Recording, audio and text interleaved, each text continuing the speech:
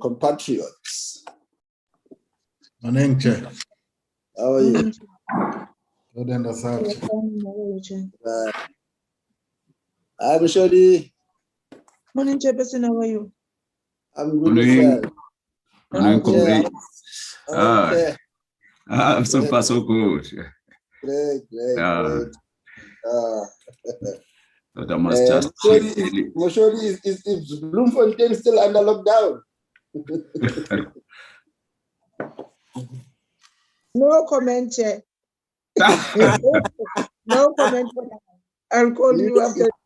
Do you know what happens? Do you know what happened Monday? I know what is happening, Chair. Monday when I was from home. Yes. I gave lift to two people who were traveling to Lesotho. Yes. So as I dropped them at the hiking spot, so as they were there, they got an instruction that look, it's not advisable. They had to go back to Kaki. Can you imagine? but I gave them alternative road to say, look, you don't have to go into Bloem. Go to Boshoff and Boshoff, then Welcome, then King Odendalsres, Senegal, and then Lady Brand. But they were so scared. I'm worried. I've got kids of two of my brother, one of mine, one of my sister who are attending the school in Bloemfontein. We are paying. 4 kids of us are in University of the Free State. And everything, but it looks like I saw the statement from the MEC. One of the MECs is that it looks like things will be normalized today. Yeah, but they don't want to listen to their leaders now. Oh, so let's hope maybe they'll solve the problems. It's tough, yeah, but let's hope for the positive. Yes, Chairperson. Yes, sure. How many are we now? Right, so 3. I spoke to Honorable Dami and Honorable China. I think very soon they will be logging in.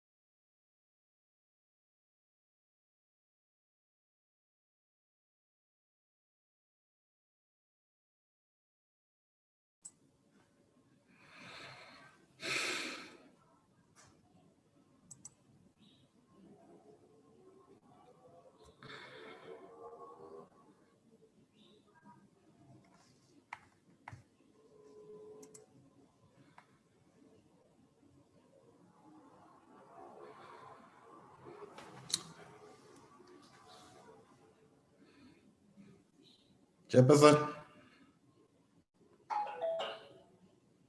Good morning, Shubega. Are we ready? Yeah, we are ready. Okay, so we can start. Yes. Just look in terms of what does the rule says?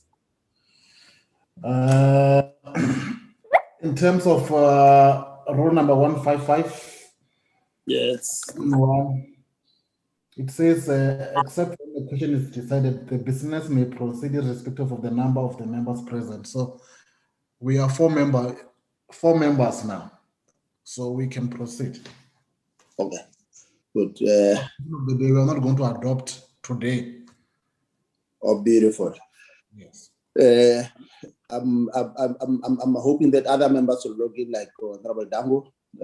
I had a discussion with him, so he will definitely log in.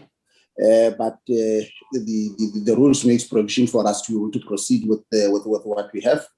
Let me then take this opportunity to formally open the meeting and extend a word of welcome to all the participants in the meeting, the members of the select committee, and the political leadership of the department. I've seen the minister and also the deputy minister and the DG and the support staff from the department. Indeed, a special word of welcome to all of you.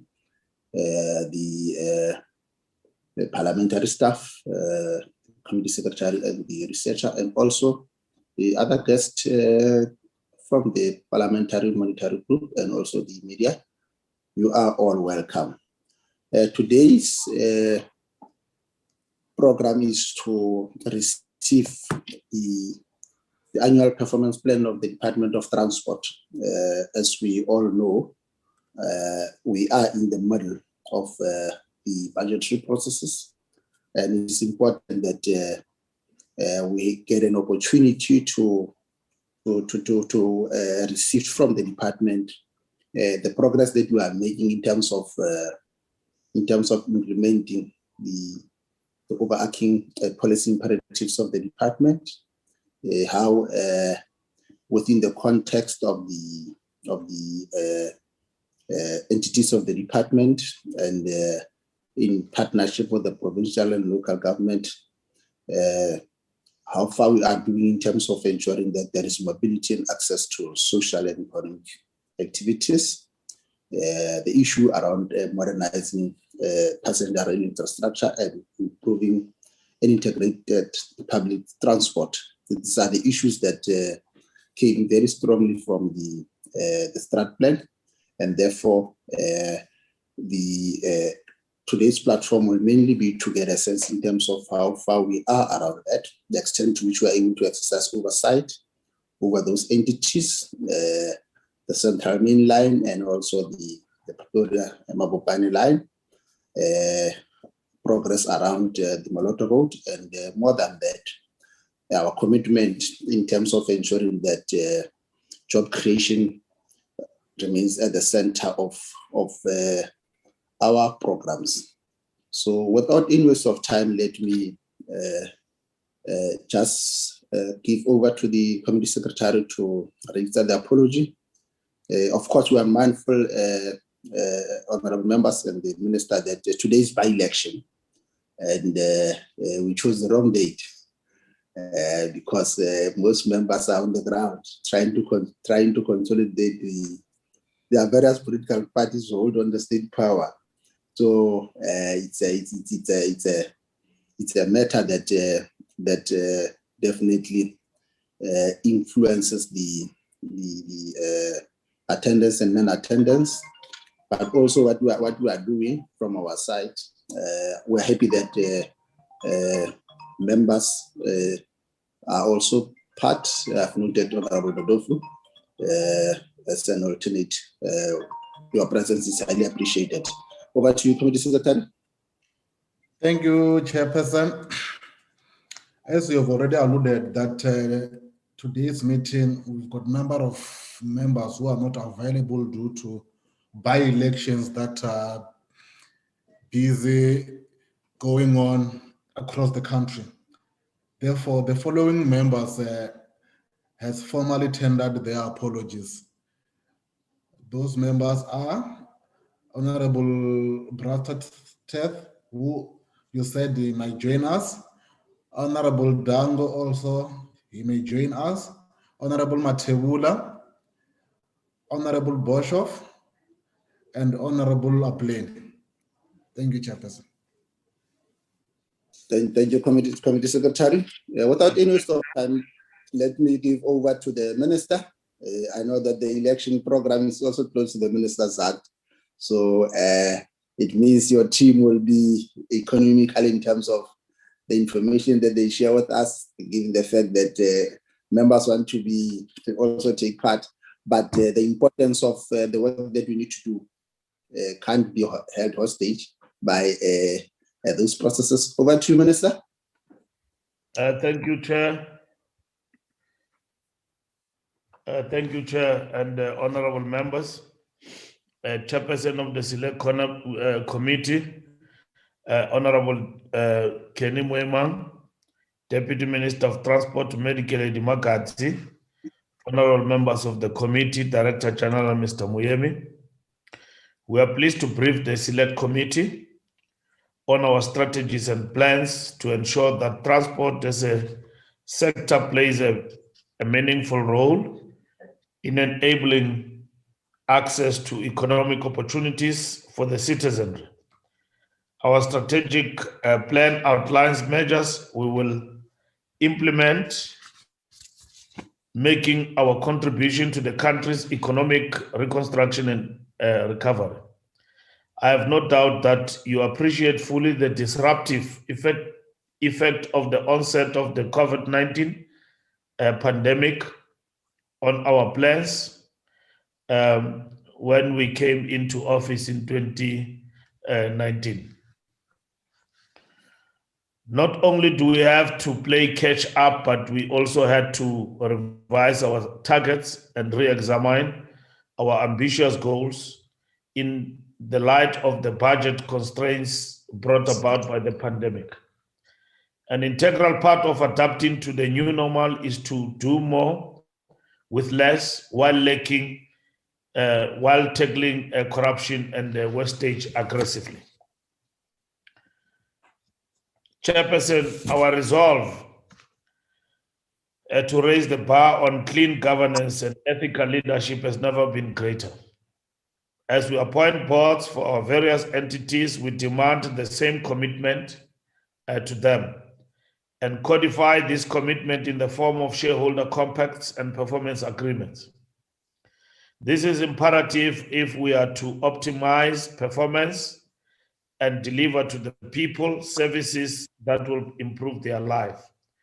This starts with achieving unqualified audit opinions with no significant findings over the medium term in all our entities.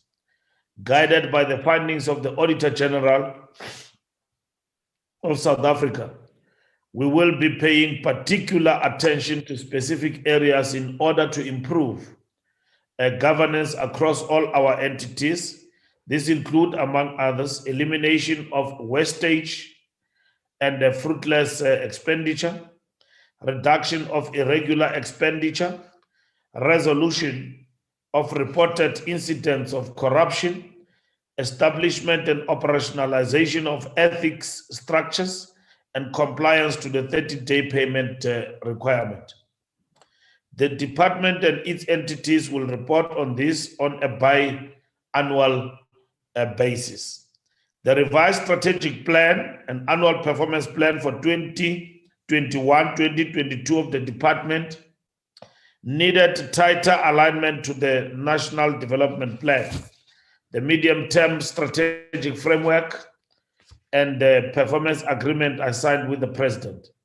This alignment ensures that there is a direct line of sight between the outputs of the department, its entities, and other spheres of government. To that effect, consolidated indicators were developed. This will enable the department to track selected performance of entities and provinces given the constraint reality of the new normal, our approach to service delivery needed a rethink. The sector needs to be versatile and adapt quickly to new ways of doing things, while also that the transport mandate is sustained towards desired outcomes. We must therefore be agile in managing the interplay between the change agenda underpinned by the Kauleza ethos and the sustained agenda that requires of us to keep the eye on the ball.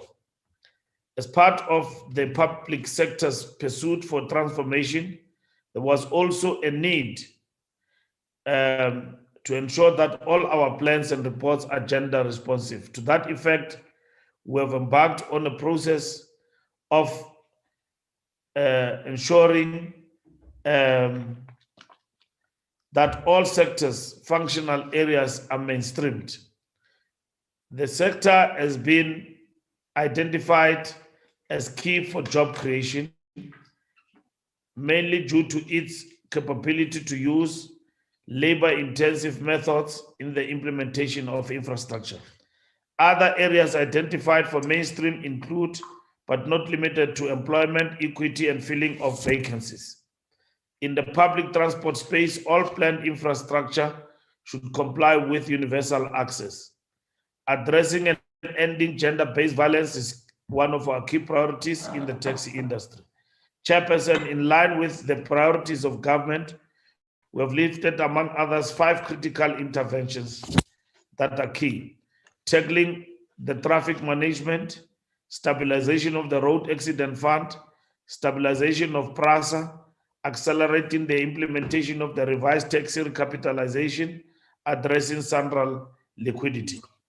Chairperson, with your permission, I would like to invite the Director General to take the committee through a detailed presentation. I thank you. Thank you, Minister. We are also mindful of the apology that you gave.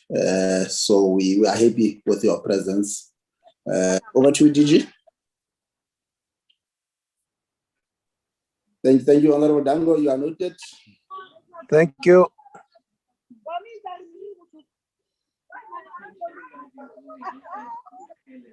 Can we have the DG taking over? Thank you very much, Honorable Chair, and good morning to the members of the Select Committee, and a good morning to the Minister and Deputy Minister and all the colleagues in the Ministry and Department, as well as in Parliament. Chair, we have taken heed of your call for brevity in as far as the presentation is concerned. In the jealousy of time and the commitments that have been outlined, we would indeed and certainly take heed of this call of the chair, and we would try as much as possible to summarize the areas for which we have been privy to brief the committee about. With the indulgence of the chair, I would now request that I be allowed to share the presentation and to Chairperson to start the presentation with the 7 apex priorities of the 6th administration and of DOT specifically. And here we align our work towards that. We, at the start of the 6th administration, adopted a policy document by the minister outlining the priorities of the 6th administration and of the Ministry of Transport in a document aptly entitled Changing Lanes and Moving South Africa Forward.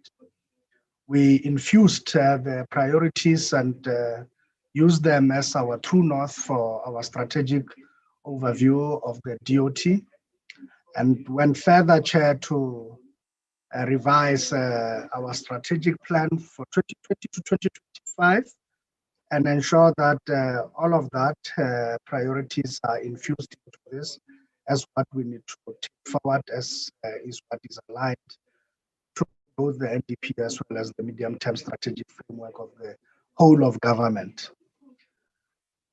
Chair, we then went and broke this targets into 5 parts, and with each of that, as you may be aware, we are presenting the third now of in the sequel of that, of the priorities in order to meet our priorities over the 5-year period.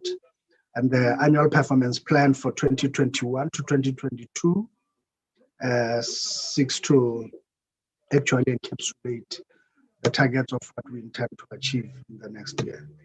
I will not waste time on the MTSF pillars, but importantly, these are the 3 key main ones we as a department contribute towards and are seen as quite key in contributing towards those. The driving of a strong and inclusive economy and achieving a much more capable state that is able to deliver services to the people, and strengthening and building the capacity and capability of South Africans to actually become an active citizenry in the economy and in the life of our country. Chair, these 7 apex priorities, we are also contributing towards economic transformation and job creation.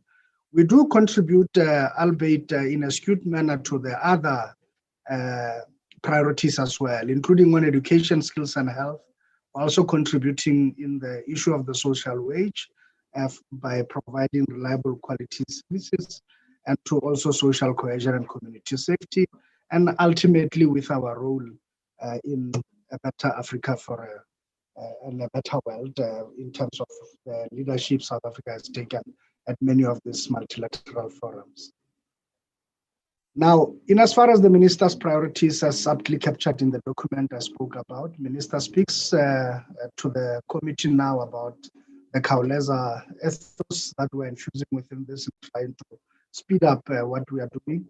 And in this regard, we have identified 5 strategic thrusts, one of them being around safety and security as enabler of service delivery, public transport that enables social emancipation and economic participation, and also infrastructure build that stimulate growth and job creation, and building and repositioning South Africa as a maritime nation through the oceans economy, and also accelerated transformation towards greater economic participation by our people. And as far as this is concerned, our vision and mission has remained the same. We are now toiling with the idea of also working to review our mission. As you may see, we speak largely about the economic as well as the social mandate of the department, and we have recently elevated the security mandate of our department, and that will come in to the mission as we review the plans going forward. But for now, our vision remains the same and our mission remains the same. We look to a country where transport plays an economic role in creating growth and also contributing to our social development and playing a central role as such. Those are our values. I will not waste time on them. And on the DOT priority focus areas, they remain those. We have added, as you may see, issues of governance as Minister speaks to greater accountability. We have, for the first time, without even the guideline of Cabinet asking us to do this, we have infused the targets around accountability into our APP. You would then see, Chair, when I present on those priorities, that it will give you a greater clarity about what we're trying to do. A Minister says we insist on a good governance and high degrees of ethics, and I think this speaks to what we're trying to do. Importantly as well, and consistent with the targets South Africa has signed in the Paris Declaration and in the environmental protection, and our contribution as transport to reduction in environmental harm has become quite key. And finally, we have also put in innovation as one of the key focus areas we need to look at, consistent with what is happening in the transport environment, an ever-changing landscape, and introduction of new disruptive technologies for which we need to be prepared for. Our delivery programs remain 7 from the administrative point of view, also from integrated transport planning, rail, road, civil aviation, maritime, as well as public transport branches, as the sub-modes of transport within which we are organized and we deliver through such a planned basis. The key planning considerations that we have had to look at, amongst them in the environmental scan, has been the issue pertaining to the COVID-19 pandemic. And on the transport sector, the chair may be well aware, consistent with the recent debate the NCOP through the committee has held on the impact of COVID on transport sector provision. And you may know that the impact has been quite severe. In fact, had it not been of the interventions we had made in this regard, many of our entities would have actually been brought to their knees, and some would have actually collapsed by now. Now, Honorable Chairperson, I also need to highlight accordingly and right away that we have also looked at a model of how we work, and we have had to look at mitigation of risk for business continuity purposes. We have been amassing smart tools for purposes of engaging in remote work and in ensuring that there is business continuity and that the disruptions are managed to a bare minimum. And that we have to manage this changing environment all the time and keep monitoring it and see what happens. But the other has been our key biggest concerns, largely informed by the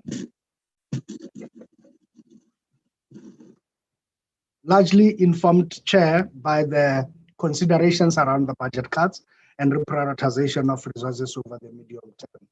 Our budget has been hit quite hard, and our grants through which we actually deliver most of the services directly to the public have been quite hit at several stages. First for COVID, second for measures such as higher education, thirdly for things such as the SAA bailout, if you may put it that way, and other key requests that have been made, including further budget cut to accommodate things such as vaccines and other emergencies that have cropped up as part of the COVID impact to the budget.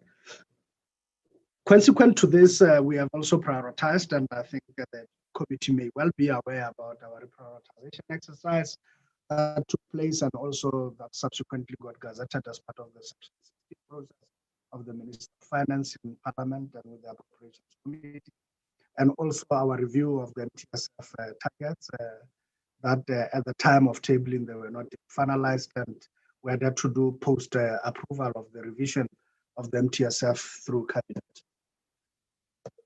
Now, I won't waste time in as far as the areas are concerned. What we have done is to do some form of a 5-year target in terms of the entire MTSF, and to look at a baseline and also a target that we are setting as an outcome indicator in this regard. Now, I must hasten to indicate that largely what I will be presenting is those indicators that are compulsory for us as a department, but the chair may also be aware that transport as a concurrent function, some of the key indicators, we share them with provinces and in some instances with municipalities, and also in other instances, Honorable Chair, with our own public entities who are actually the extension of the arm of the department on delivery of the services. Allow me now, Chair, just to highlight some of the key indicators. I won't touch on all of them once more in the jealousy of time, but I will just highlight some of the key critical indicators, particularly new ones. You would see that there is a new indicator about gender-based violence and femicide, which was not there before in our thing. And you would see that in this regard, we're looking at implementation and zero tolerance of such violence in the transport sector. Secondly, Chair, you will also note very well that we have set ourselves an ambitious target of a 78.6% reduction in rail security occurrences, and this following the Rail Safety Regulator State of Rail Safety Report. And we are looking at a reduction in reported rail security incidences. And we're also looking at a reduction on rail safety occurrences as well. Chair, let me now move to the next slide, wherein we look at civil aviation and a 5-year target of 20 fatal accidents as a baseline that we now have as at March 2019. And we're looking at a 50% reduction on that year on year. And we are looking therefore at about 10 per annum by March 2025. And as far as fatal accidents in scheduled aviation, we want to retain our 0% record. And as you may know, in as far as the first one, this year we may have been set backwards. There's already been 6 reported accidents, but in commercial aviation, we still remain at 0%, and we seek to maintain that. And as far as maritime transport and safety, we're looking at a 50% reduction on reportable maritime safety incident rate, and we think that we would be able to achieve this. The figures are holding well, so well up until now, and we are looking at increased patrol. And as you may be aware, Chair, we are working on increasing our capacity for maritime safety patrols in the sea, and on also getting a second tugboat into stream. On the public transport and safety, this is a new indicator. It's again on gender-based violence, and we are also looking at 0% tolerance. When we look at public transport, we are looking at the scrapping entity. We have added a new target of a 60% ownership to the industry as a whole. And this is a new indicator. And this speaks to our empowerment and also comes quite clearly from the resolutions of the taxi lekgotla that we have held in October last year. And as you may see, including on the issue of public transport funding scope to be expanded to incorporate the taxi industry. As you may see, our 5-year target is to have a revised public transport funding model that is approved and that we have begun with implementation thereof by the end of the current 6th administration, that this is already in full swing and being in operation.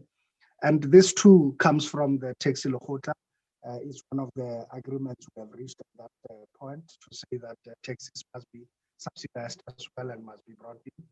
And you'll also see that we have also increased and said we'll have a bigger ambitious target around scrapping of the taxis and to rejuvenate the fleet and to make sure that we have much more roadworthy vehicles in stream.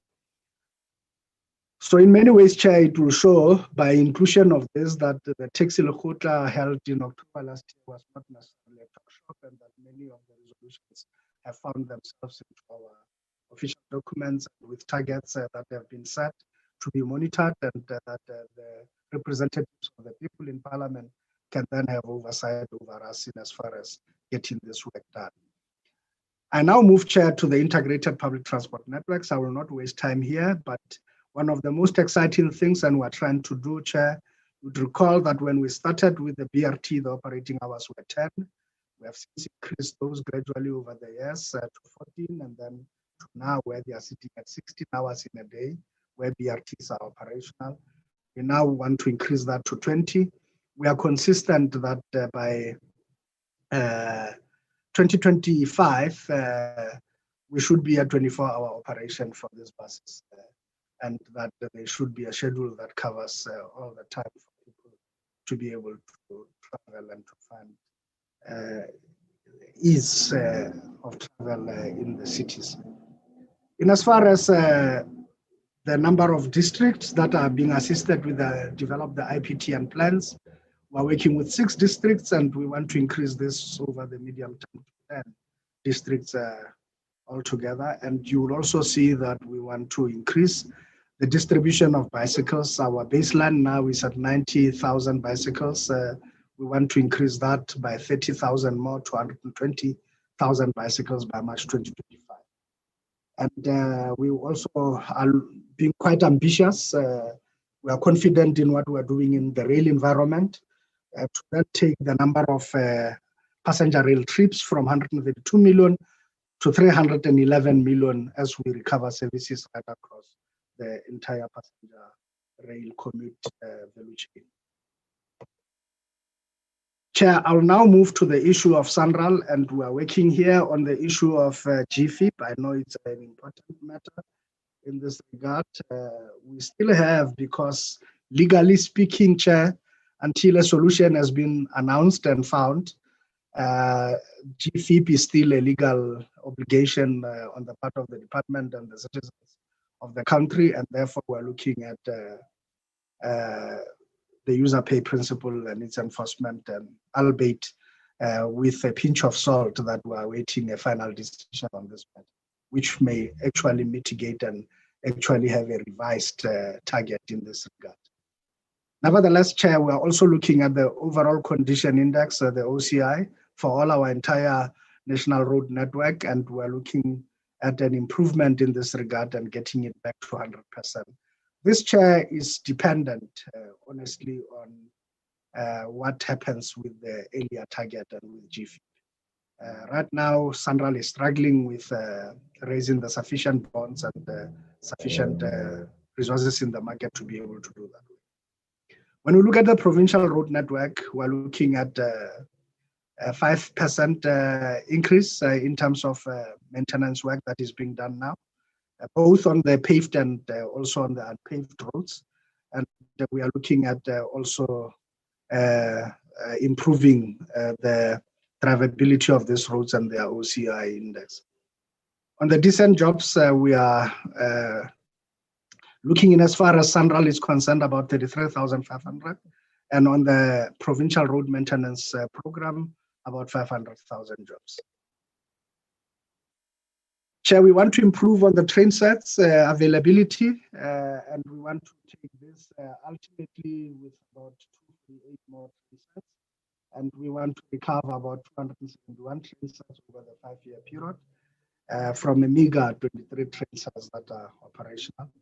And we are also modernizing 28 stations with a 5-year target around full recovery and modernization of the Central Line in the Western Cape and Mawabane Pretoria Line in Gauteng.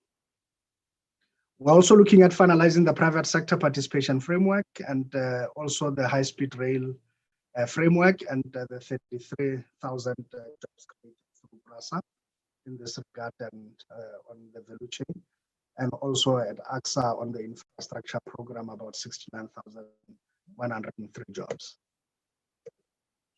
Chair, in the oceans economy, we're looking at implementing the 3-foot plan framework of Operation Pakisa. And we are looking in this regard to refurbish ports and to refurbish all of this work has commenced with the National Ports Authority in that regard. And we're also looking at corporatization of the Ports Authority. This is a matter outstanding since the law was passed since 2005, and we now wish to bring this to finality during this period. We're also bringing the merchant shipping bill, and this we need it promulgated by the end of the 6th administration, and also the Maritime Development Fund bill, as well as the National Shipping Company to be re-established by this period. Allow me, Chair, to move to the issues of transformation, and there of key importance, the Single Transport Economic Regulator, which the bill is before Parliament for discussion. We think that it is important to use the leverage and the levers of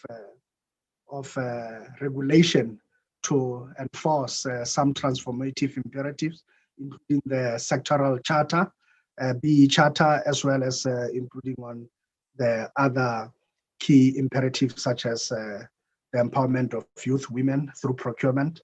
And we're also looking at improving the ship registration system and having 10 merchant ships registered on the South African Ship Register.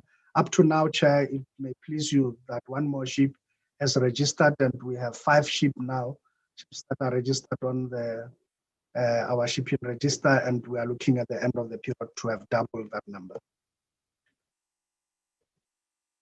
Chair, again, we are looking at a single integrated electronic ticketing system, and we are also looking at the regulations around autonomous vehicles. We have learned bitter lessons from e-hailing. As you may know, it has taken us 7 years now to be closer to where e-hailing can be better regulated. But these disruptive technologies, we're beginning to pay specific attention to them. We know very soon some rich people will try importing autonomous vehicles into our country, and they'll find us grossly ill-prepared if we do not finish. We have written draft regulations around autonomous vehicles, and we would have wanted to have them promulgated into law before the end of the term. And we are also looking at improving the ARPA's regulations to manage the drones better. We are now looking at all of these areas with keen interest. On environmental protection, our contribution as a sector of 1% to the overall reduction in greenhouse gas emissions. The transport sector accounts for 10.8%, and it has been said that we have to reduce transport sector emissions from 10.8% to 9.8%, which is a reduction of 1%. And this through several things, including what the Treasury has already done by introducing the emissions taxes, and also by incentivizing manufacturers around electric vehicles, and also assisting in the rollout of the infrastructure to support electric cars. And also we want to do a 50% reduction in pollution incidents that are reportable. On governance and efficiency, chairs, I have committed and I've indicated we will. You will see that we are looking at a greater reduction in the vacancy rate, and we think that we will be below the 10% target by the end of financial year. And once more, Chair, we have added new indicators, as you can see. We have said that we must eliminate wasteful and fruitless expenditure, and we must reduce irregular expenditure across the value chain by 75%, and also to reduce public participation and stakeholder planning 80%, and also 95% resolution of reported incidents of corruption within the current term. We have added further new indicators, including accountability to Parliament. We have brought this in. We have also brought the issue of ethics, and we have brought in updated shareholder compacts on an annual basis, and also planning for preventative measures around responsive planning around gender-based violence. Chair, this now is a breakdown of the annual targets, and I will not waste time because I've been given the target and by the increase that we want. This we have now gone a bit more elaborate to show you over the next 3 years what the rollout looks like.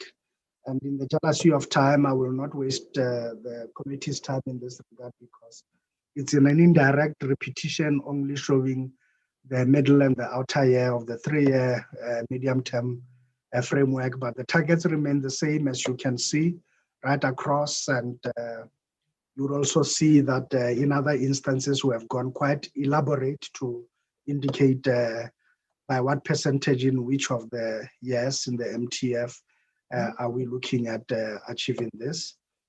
I now want Chair to, with your permission, to move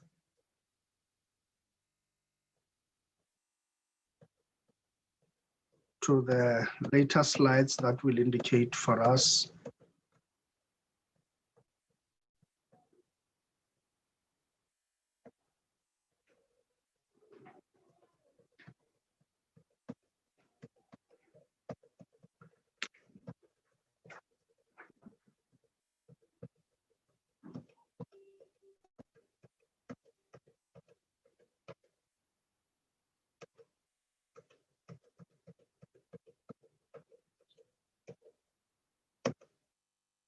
Okay.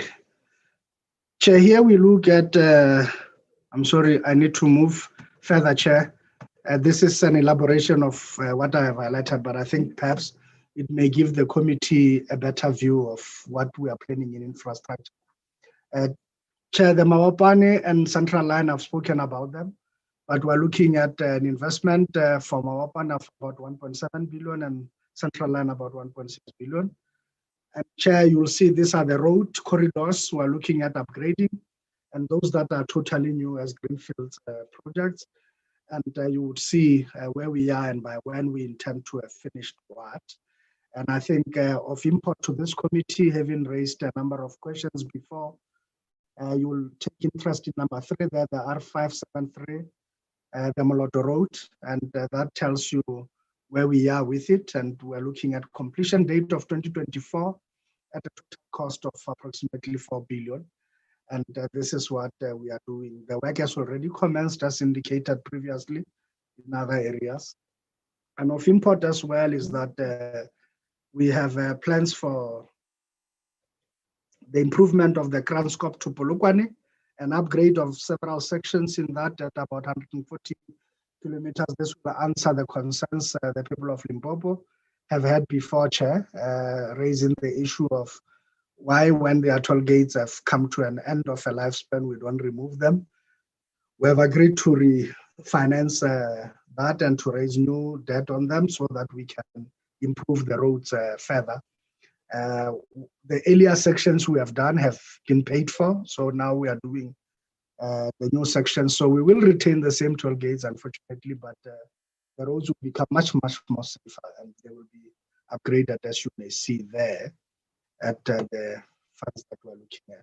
In civil aviation, that's what we're doing with the airports, and starting first with OR Tambo International Airport and the type of investment that we are looking at in that regard. And if you look, that's Cape Town International Airport. We're increasing capacity in Terminal 2, and we're also doing land acquisition adjacent to the airport so that we can allow for future growth and future runways. More so as the new plans by the major aircraft manufacturers are indicating even bigger wide wingspan aircrafts that are coming on board. We do need land at our airports to be able to accommodate these new monsters that will be coming our way.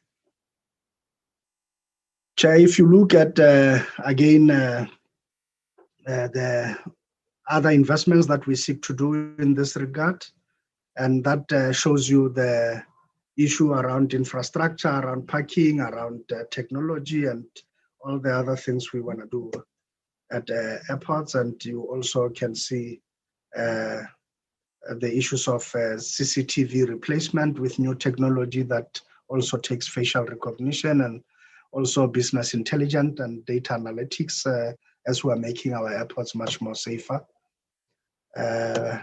Chair, in maritime, we're looking at emergency towing vessels, and we're looking at a total projected cost of about 2.6 billion to protect South Africa's coastline. I've indicated that we have now received Treasury TA1 and 2 approvals, and we are now going to move to the issue of the design and build and operate scheme in that regard. And we're also looking at Section 79 applications that are there, and those are the 2 that have already moved beyond the preliminary phases, and we are hoping by the end of the term to finalize on these things. On public-private partnerships, Chair, the Moloto development corridor will continue. TA1 was done, but as you may know, we never gotten further approval by the Treasury in this regard. So that's where, in terms of our 10-year horizon by investment, we're looking at, Chair, and this gives the committee a pretty good picture of where we are trying to get to. But you may have seen our biggest worry has been in the deep with 2020, 2021, and this accounts largely for COVID, and it accounts largely for the budget cuts we have experienced. But you can see our long-term horizon, and as we see recovery and post-COVID processes and where we are going to with this, Chair. On the estimates to national expenditure, There they are, and I will then, Chair, with your permission, ask the Chief Financial Officer of our department, Mr. Makoto Matlala, to take you through the estimates of national expenditure and the breakdown of the budget in terms of the key priorities I have outlined and which the Minister has actually indicated earlier. No, I can take over. The CFO can take the platform, DG.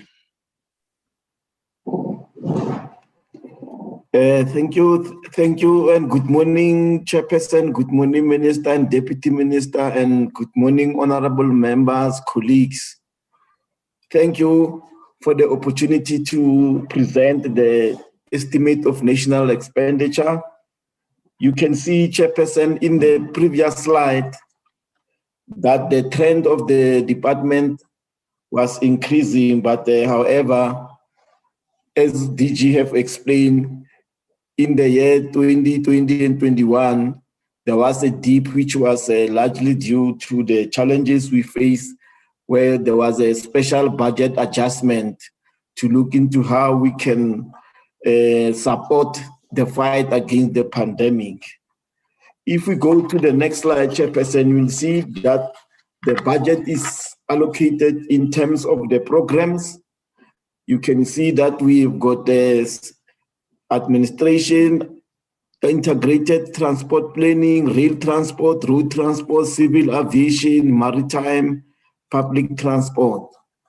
And you can see, Chairperson, that the allocation in this year for us, those particular activities that the DG and Minister have highlighted, for this year, under review, we have got the 66.7 billion to achieve those particular projects, of which administration has been allocated 496 million, ITP was allocated 92 million, rail transport 16.7 billion, road transport 24 billion, civil aviation 503 million, maritime transport 157, and public transport 14.4 billion, Chairperson.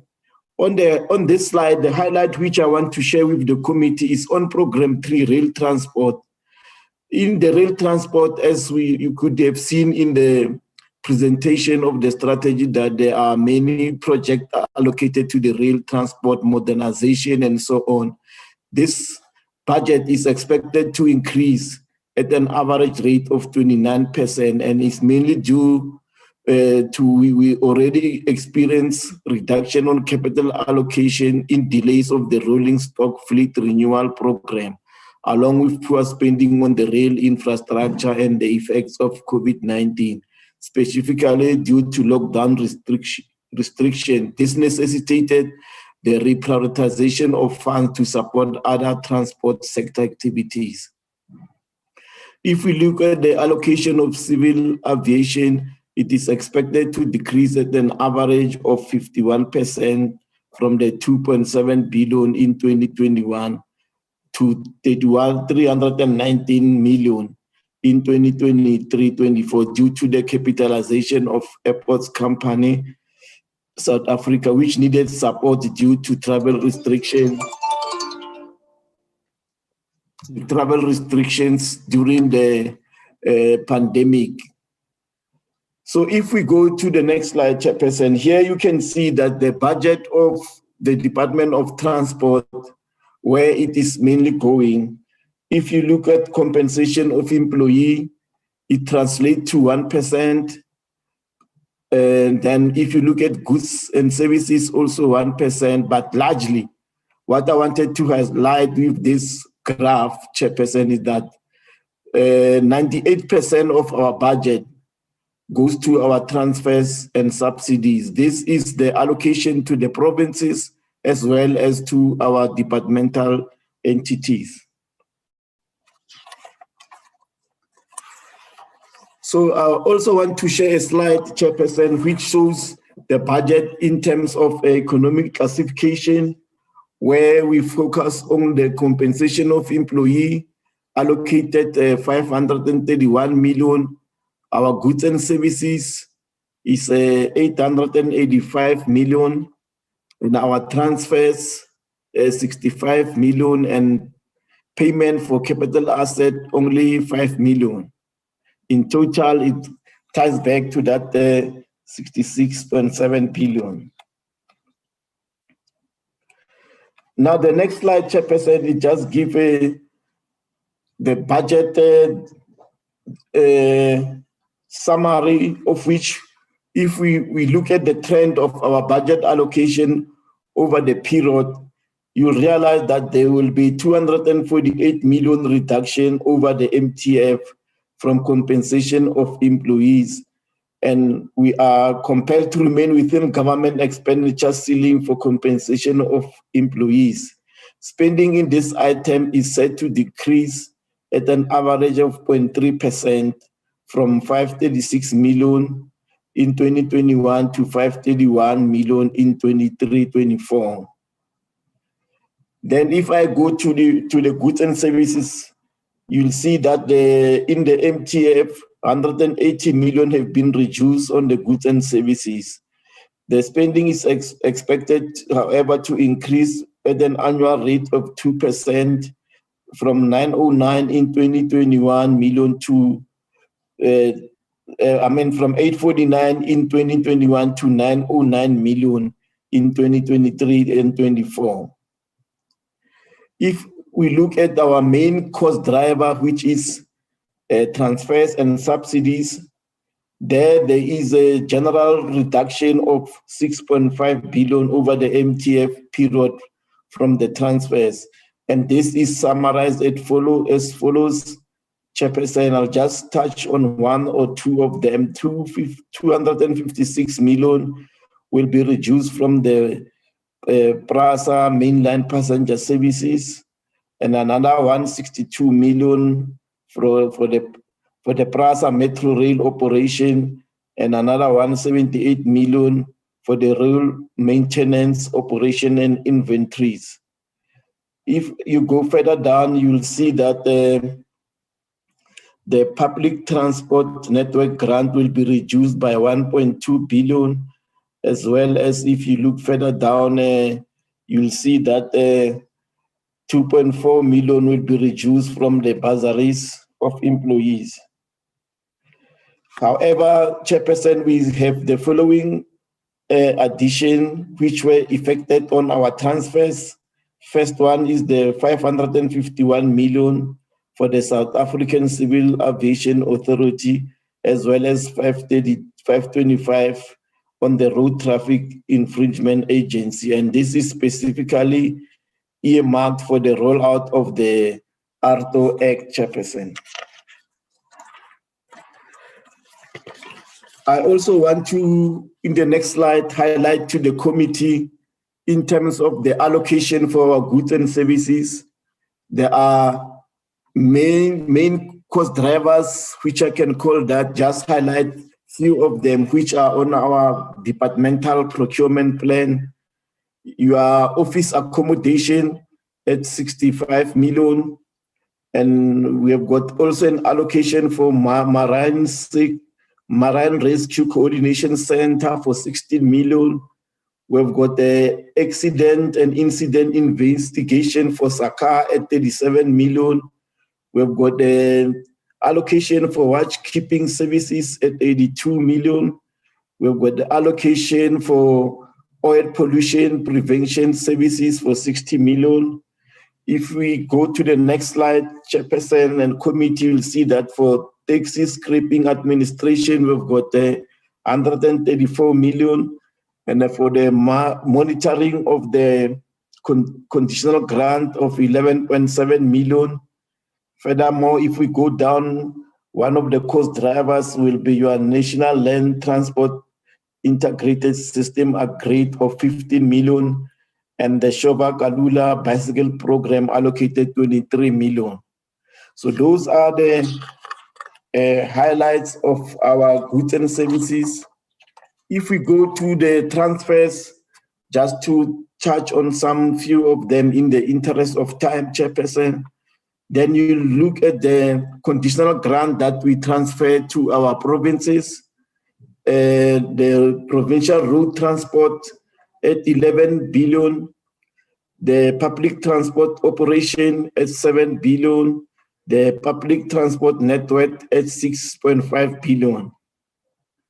Then if we look at our public entities, Chairperson, you'll see that the allocation for PRASA is 16.6 billion, Sanral 21.5 billion, RTMC 217, and if I touch on the last one, it will be your road traffic infringement agencies at 224. Those are our big conditional grants to our entities, Chairperson. Then the next slide after this one, it will show you the details of the transfers and subsidies, where you can see that the largest transfers goes to our entity called Sanral, which is an allocation of 33% of the subsidy, followed by PRASA at 26%, and then is also followed by the provincial allocation that I indicated in the previous slide, where the road maintenance grant is 18%, and the operational grant is 11%, and the transport network grant at 10%. So the next slide, Chairperson, just show you the main entities that receive the largest grant per annum for a 10-year period. You can see there the trend, how it was allocated to Sanral, the provincial route maintenance grant, and the rural maintenance grant.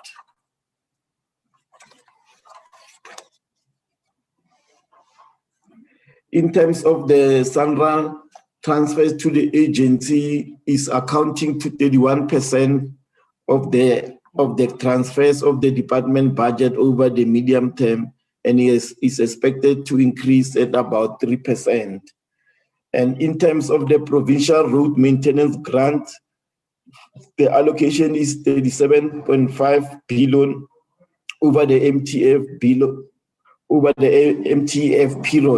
and is expected to increase at the rate of 8% from 10.4 billion to 13.1 billion in the outer year.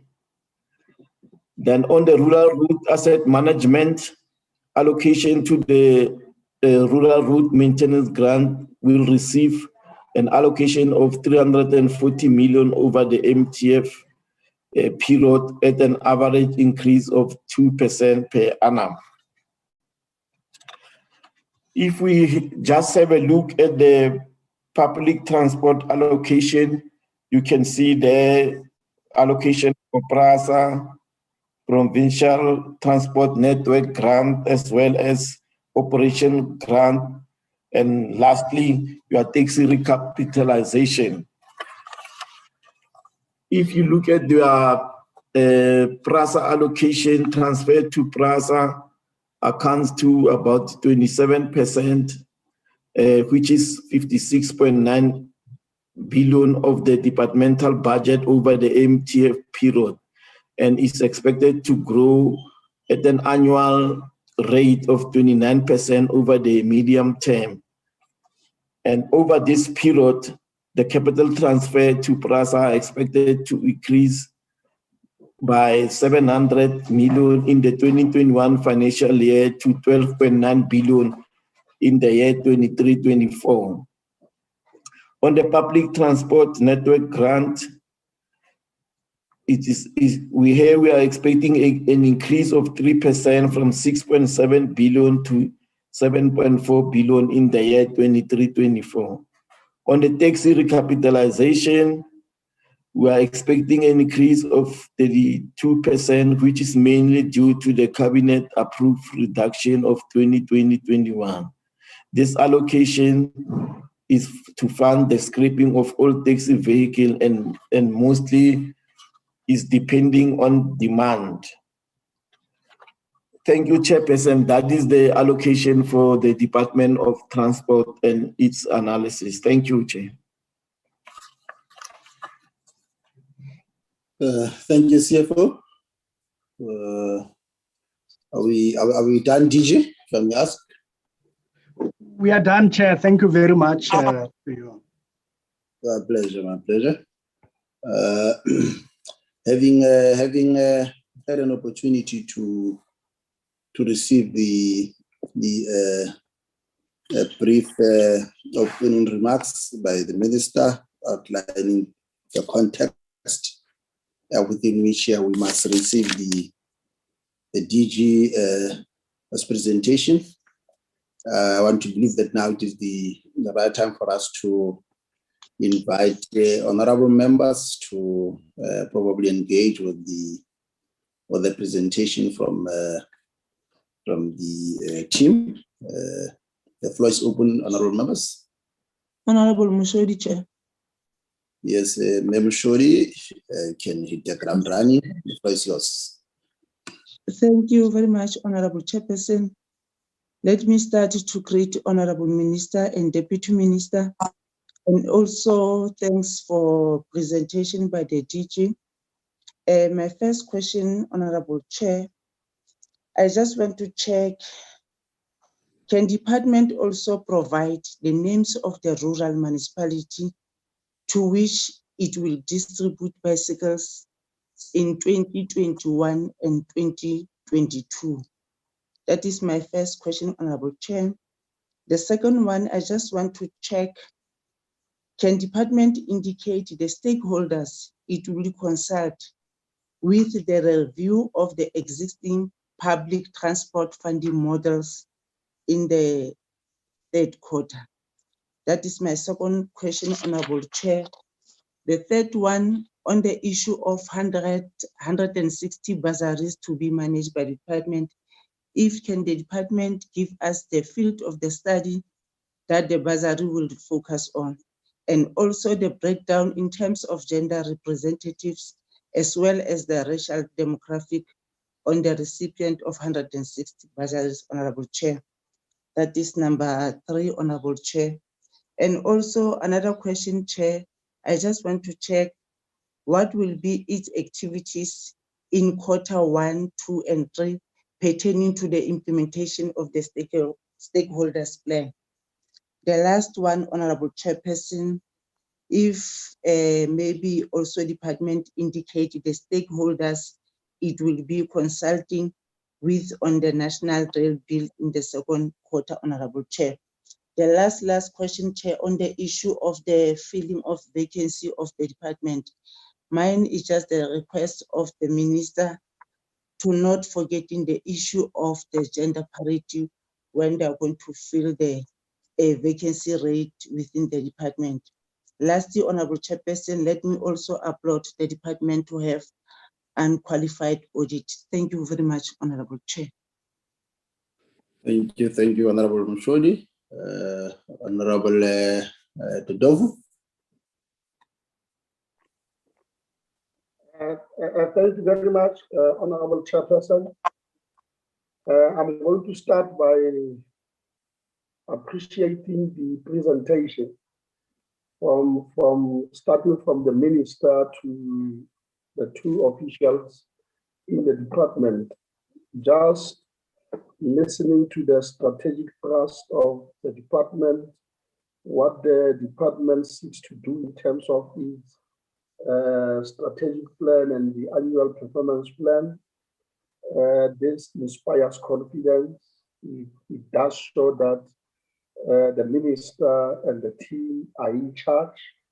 They understand the challenges and the magnitude of the work at hand, and we really appreciate that. Just thinking of the fact that this is happening just over a very short space of time, I think this must be applauded. It's commendable, and we must just keep it that way, despite the challenges and other issues that's still coming. I think they are on course, they are resolute.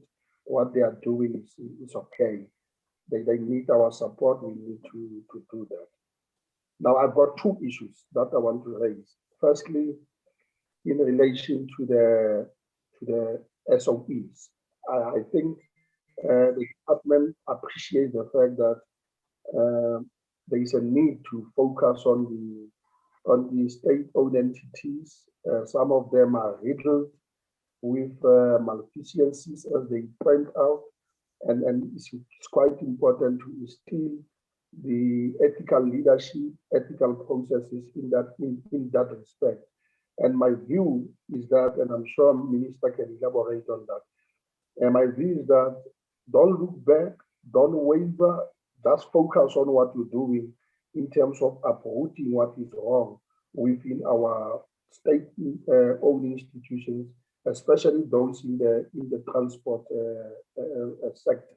Because if you can arrest that, whether it's aviation, it's road, it's rail, and all of that, once you can do that, it will have a profound implication, positive implication in relation to achieving the goals of improving the economy, of enhancing the capability of the state. And my view is that please just focus on those, because there are too many SOEs, and some of them, they've got these problems, as you mentioned. Just focus and deal with those particular issues and be resolute in your conviction in terms of dealing with those particular issues. This is what I place forward, but I'm sure you might want to say, yes, this is what we're doing. And in terms of this year, we're planning to attend them in this particular way. And these are the processes that we are going to deal with. Lastly, I'm from the Northwest Province, Chair. The department in the Northwest Province is under Section 101(1)B, which means that there is an administrator appointed by the department there. And in terms of the report of the Auditor General, the department was placed under what is called material irregularity. It was a test case in terms of how it must apply. And it's quite clear that there are issues that needs to be tackled there. The issue of scholar transport is a problem. The issue of the South African Express, the issues around NTI are quite problematic issues. My question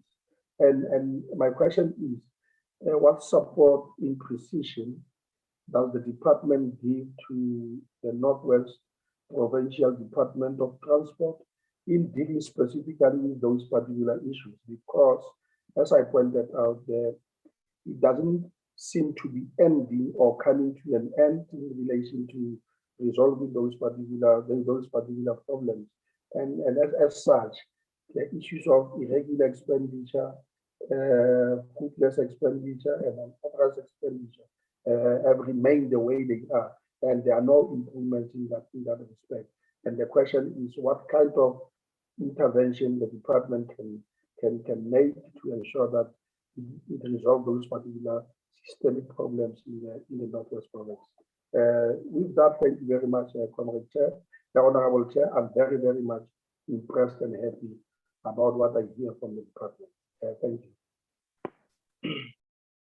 Thank you, Honorable Dodovo. Honorable Khai. Thank you very much, Honorable Chairperson. Greetings to honorable members, to the Minister, Deputy Minister, DG, and the team. Also like to echo the words of Honorable Dodovo, appreciating the work that is being done by the department and the ministry, and also very appreciate the commitment, particularly of the minister, with regard to ensuring. I mean, he always uses this term. I don't know whether it's used in all other government departments, the Kauleza ethos, and also the commitment to fight corruption. I appreciate the new indicators, particularly on the program that deals with governance and internal control enhancement.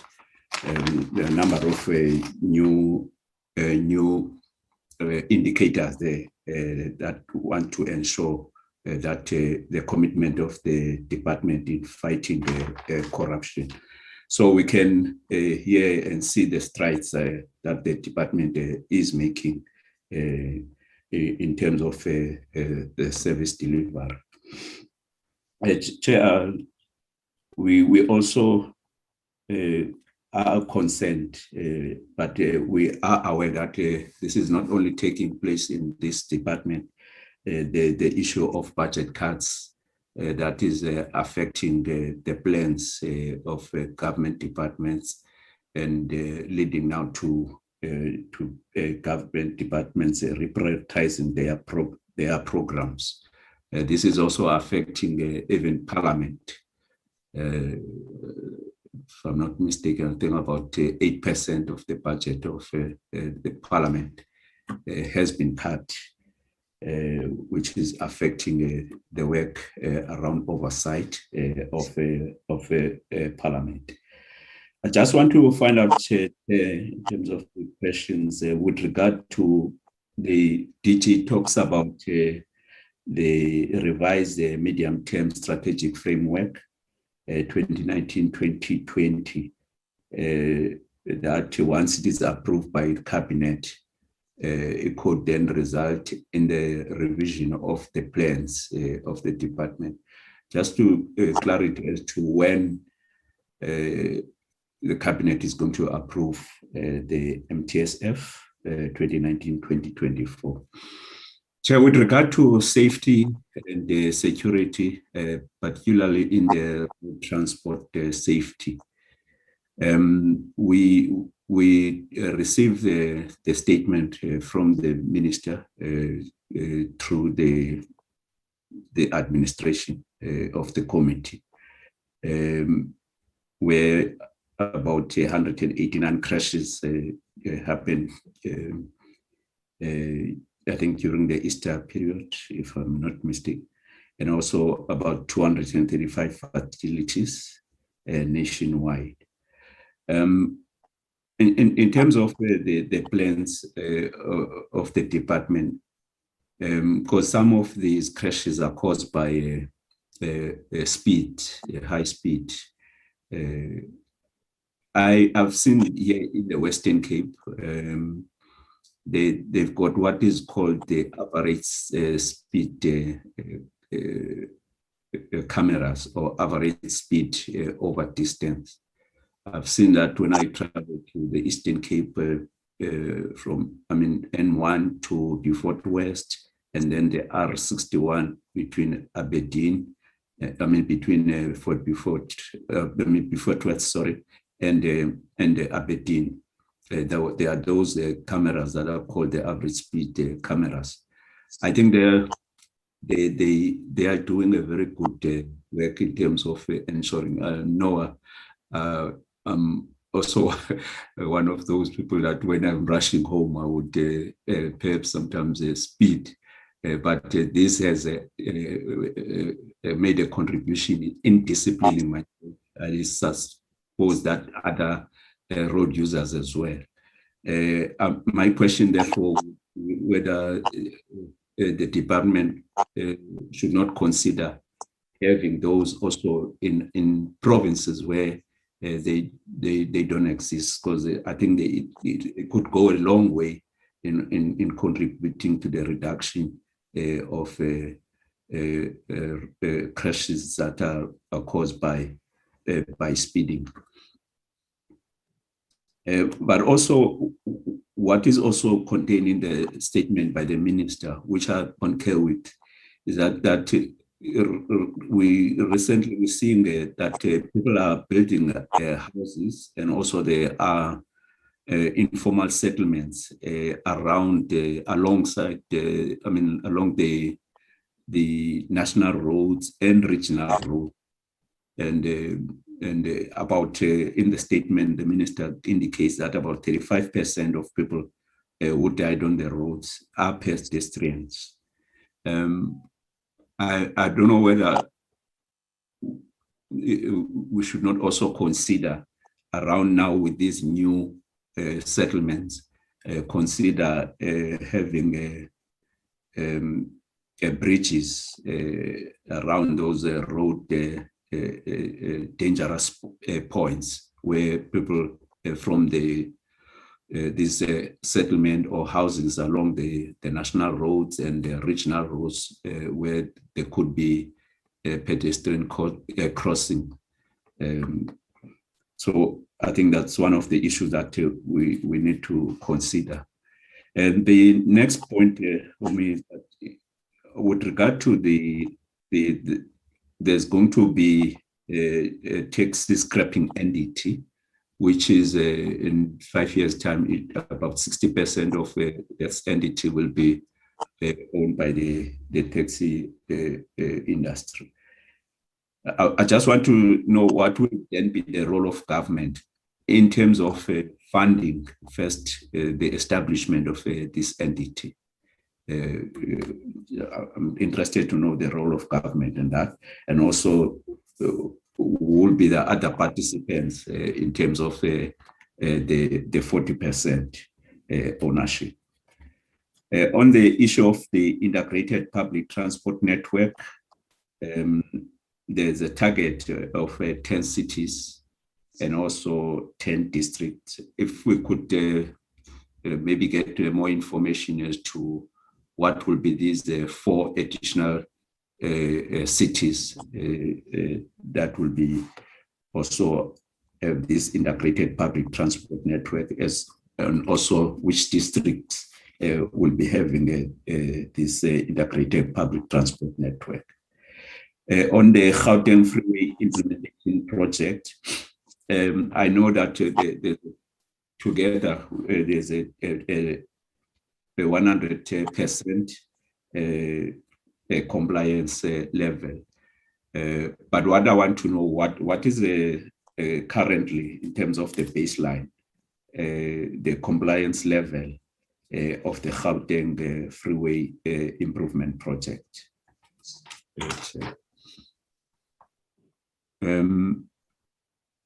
But also in terms of the maintenance of the roads, particularly the national roads, what happens to those national roads that would also go through cities and towns?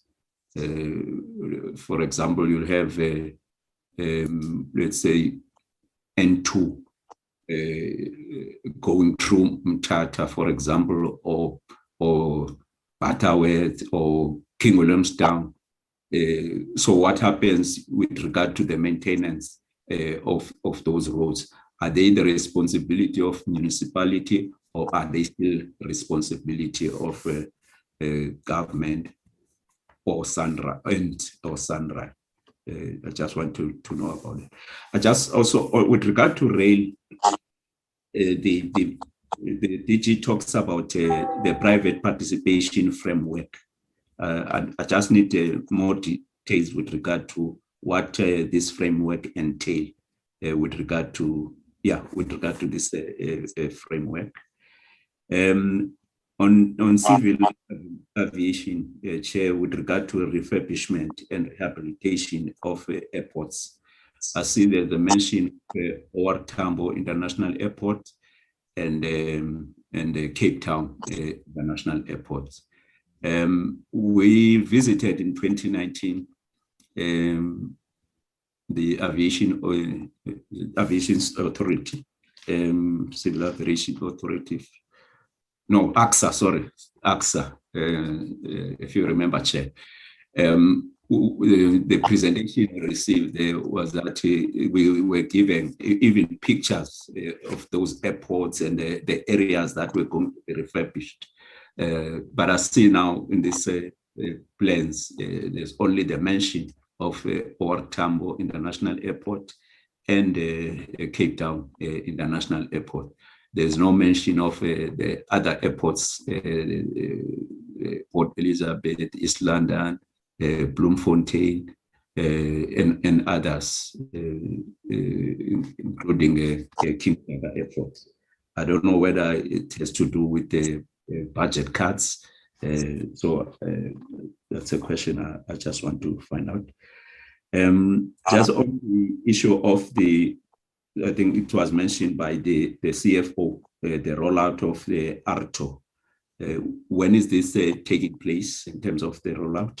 And also, I would like to find out with regard to the National Land Transport Act, when is it coming into effect or operation? Thank you very much, Chair. Thanks, Honorable Khai, for those questions. Just a few also from my side, the Deputy Minister and the DG, particularly around the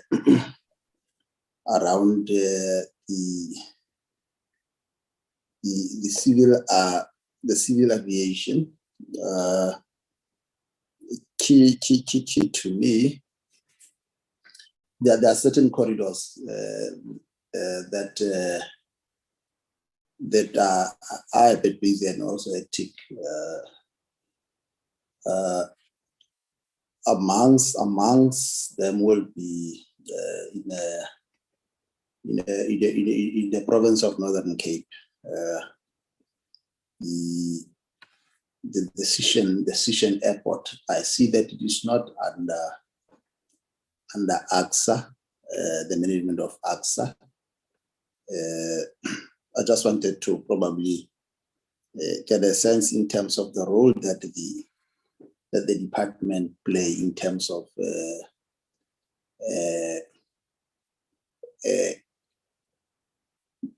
decisions around which asset must be managed by ABSA and which asset must not be managed by ABSA.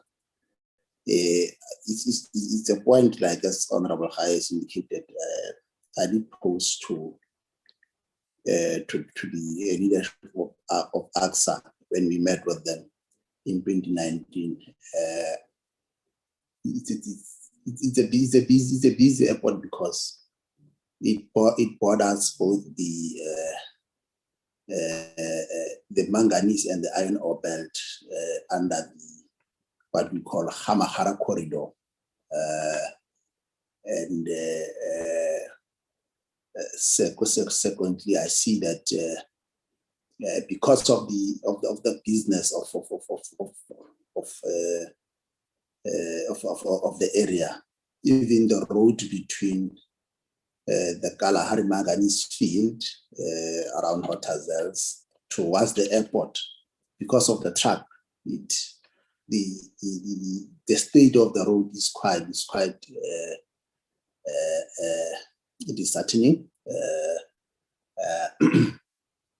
So it will be important probably in the interaction of the leadership or the Department of Northern Cape, get a sense in terms of what is the situation, any intervention that could be involved in terms of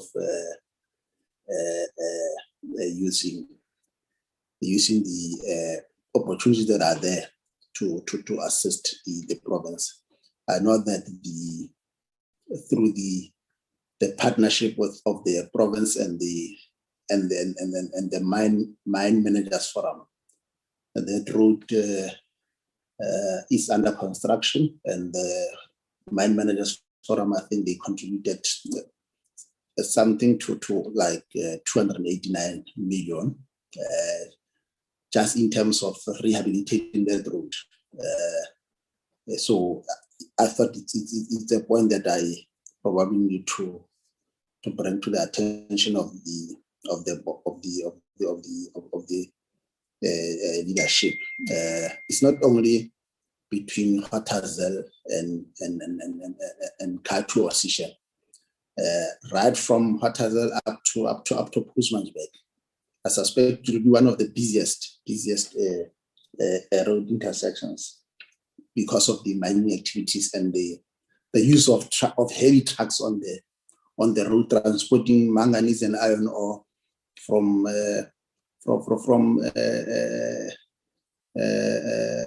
Black Rock, Hotazel, either to Saldanha Bay, either to Saldanha, either to Richards Bay, or a PE. So I thought maybe let me deposit this matter. The second point is around the public transport for rail and road commuters, because I think what is critical to me is the maintenance of the national and provincial road network, modernizing passenger rail infrastructure and improving services. Because you are doing that because you are responding to, as you have indicated, to the government's strategic priorities. Kindly just give a reflection on how is the sector performing, or what we should be looking to in terms of your responding to your mandate, particularly around the reference that both the minister and the DG made around capable and ethical leadership, compliance with the legislation. Do we have sufficient internal control systems in place to monitor expenditure trends and performance of grants? Because it's quite critical, as Honorable Dodo has indicated, that we perfect the accountability and oversight, so that some of the questions that are being posed by Deputy Chief Justice Zondo around where was Parliament when this thing was happening? Where were the select committees when these things were happening? Where were the portfolio committees when this corruption is happening? I'll be more interested just to get a sense from I know that the Deputy Minister also appeared before the Zondo Commission. And key to me, which is a matter that probably is on our lips. What is it that we are doing to mitigate some of the narratives that the former CEO of Brazza is raising? He has been consistent, because I think what is important is the ability as the department, as a department that is exercising oversight over such entities. Obviously, when negative things are raised around the modus operandi of one of our entities, it only makes sense that the departments must be able to come in just to reassure the select committee that, look, the issues that are being raised as a department, we have had this interaction with Brazza. These are the issues that we are doing to ensure that there is no recurrence of such issues. I thought, let me raise that point, Chair.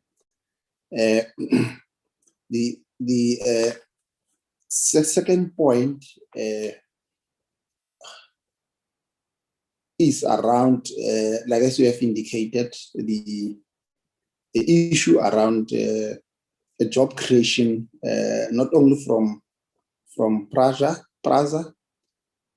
but because one of the issues that is raised as part of the work that the department will be doing is infrastructure investment, and the transfer. One of the transfers, which is one of the heaviest, goes to Brazza, and there is a project in Ekurhuleni that is aimed at a manufacturing of the rolling stock. And it is important that, as it has been pointed out, those trains must be built locally as part and parcel of our the building up of the manufacturing capacity. But more than that, I think what is critical from me is economic opportunities that is going to emanate from the R573 Moloto Road, with sole purpose of addressing the safety, road safety challenges. And from the interaction that we have had in the past, it was anticipated that this will create probably both the turnaround in Praza and also Moloto Road will create 10,000 job opportunities, while the rolling stock jobs might create 65,000. So the question is the extent to which the department is progressing in terms of ensuring that there is no deviation, or also to ensure that where challenges might be encountered in terms of a job creation that was laid before us, or estimates. What is it that the department is putting in place to make sure that those targets are met? The last point also emanate from the figures of the Road Traffic Maintenance Corporation, particularly the death that is taking place on our roads. We are mindful of the fact that the latest figure represents a 10% reduction in fatalities.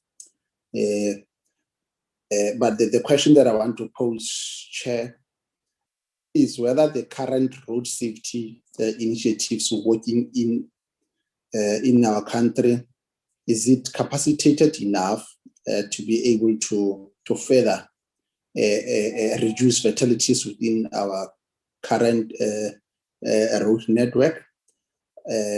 But also linked to this is the impact of these fatalities on the road accident fund's capacity or ability to manage compensation. It will be important just to get a sense in terms of the extent to which the department is exercising oversight in terms of ensuring that road accident fund challenges are brought on board.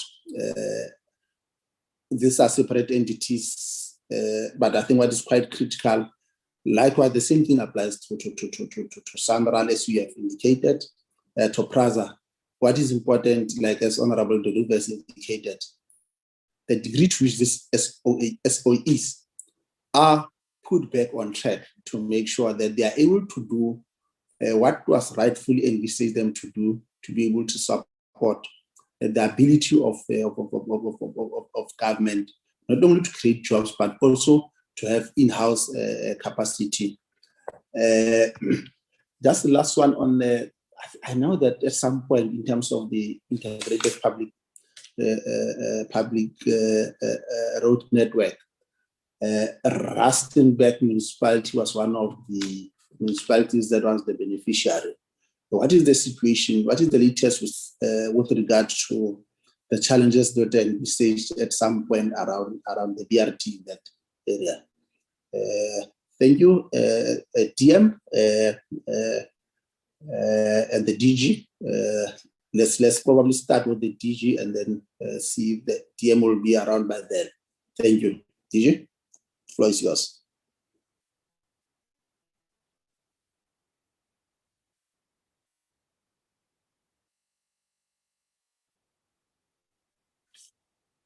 Do you have the DG with us?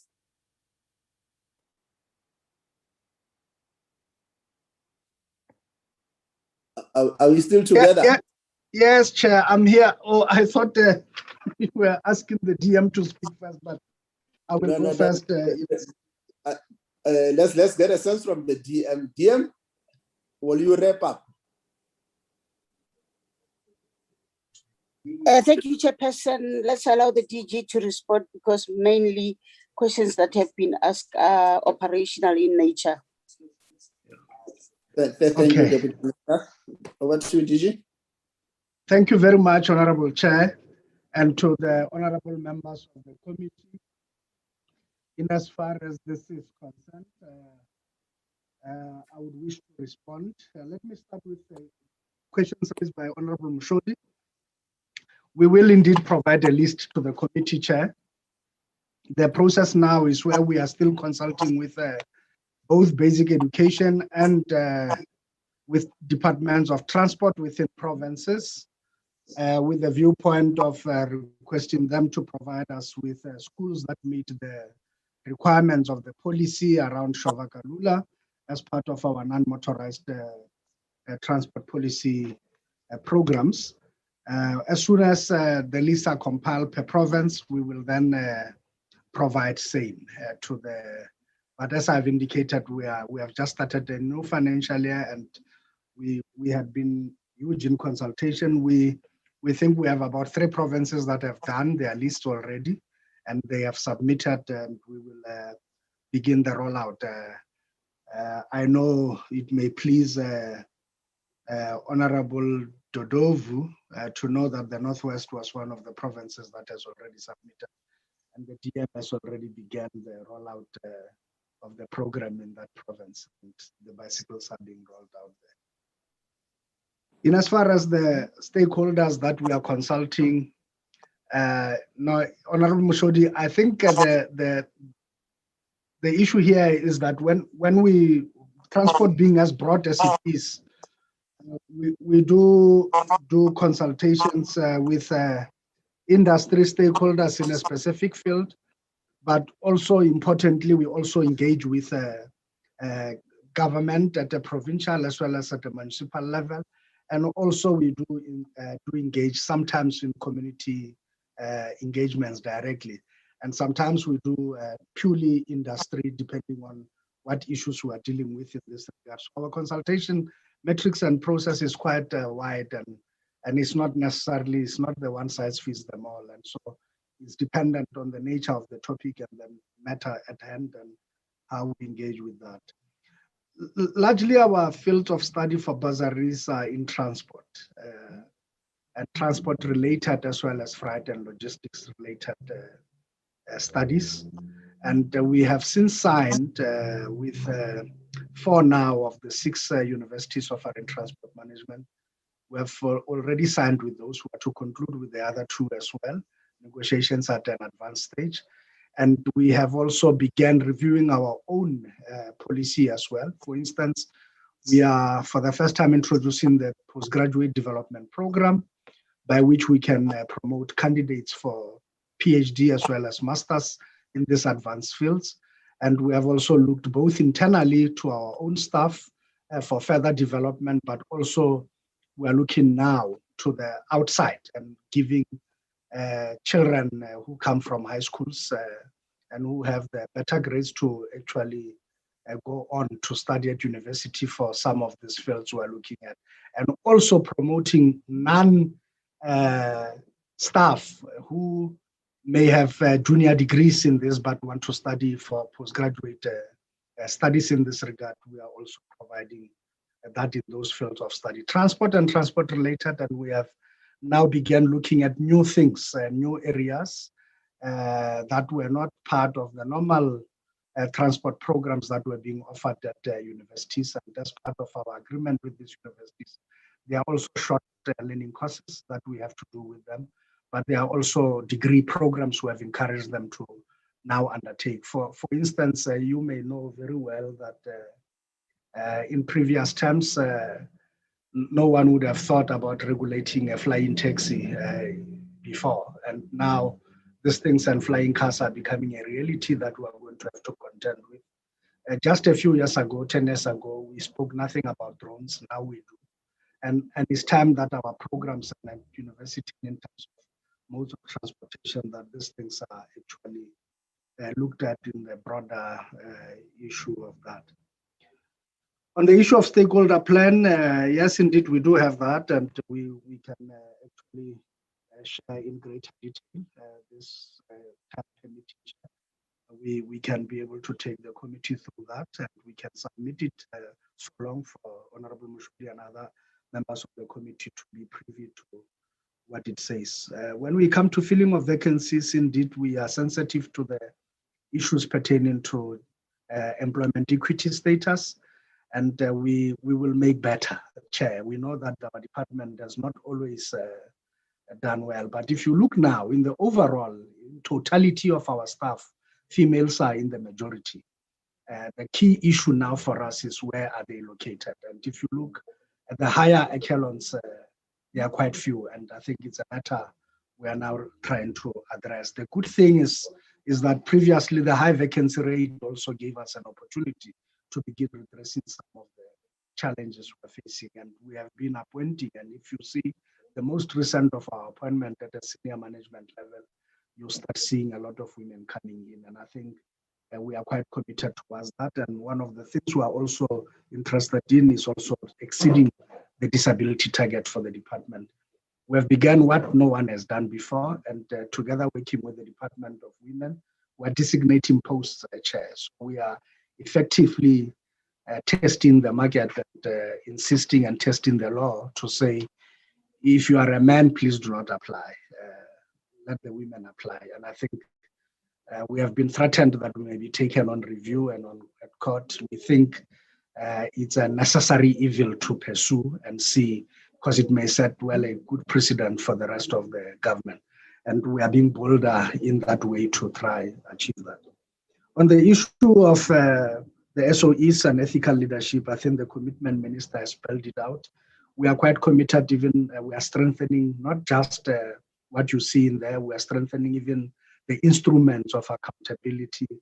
We have introduced a transfer payment agreement for entities, and we are also strengthening the shareholder compacts in terms of what they spell out, and we're beginning to set more and more of the targets. Specifically, the issues of Northwest and Section 100, we received of recent a report by the administrator, and I also had in a separate session with the Auditor General tested that report by asking the AG to give certainty that that was the reflection.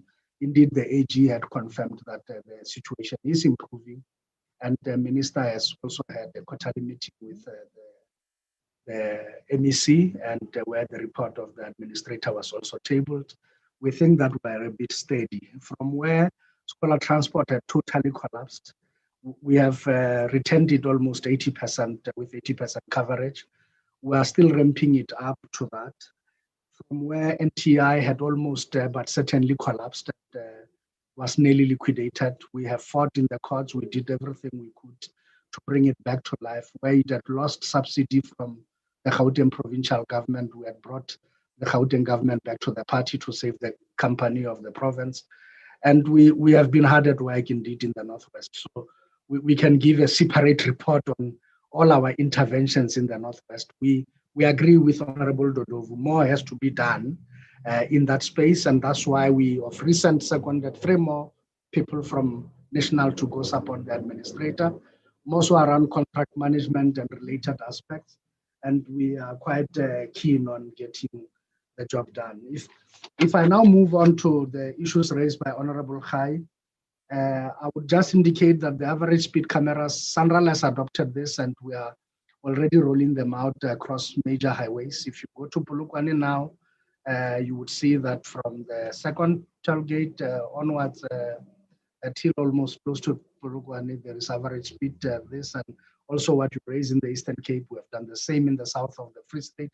We have done the same in the Western Cape and other parts. We will still roll out this. There are limitations to this because the average speed works much better on a closed system, meaning that there is no opportunities for exit anywhere in between.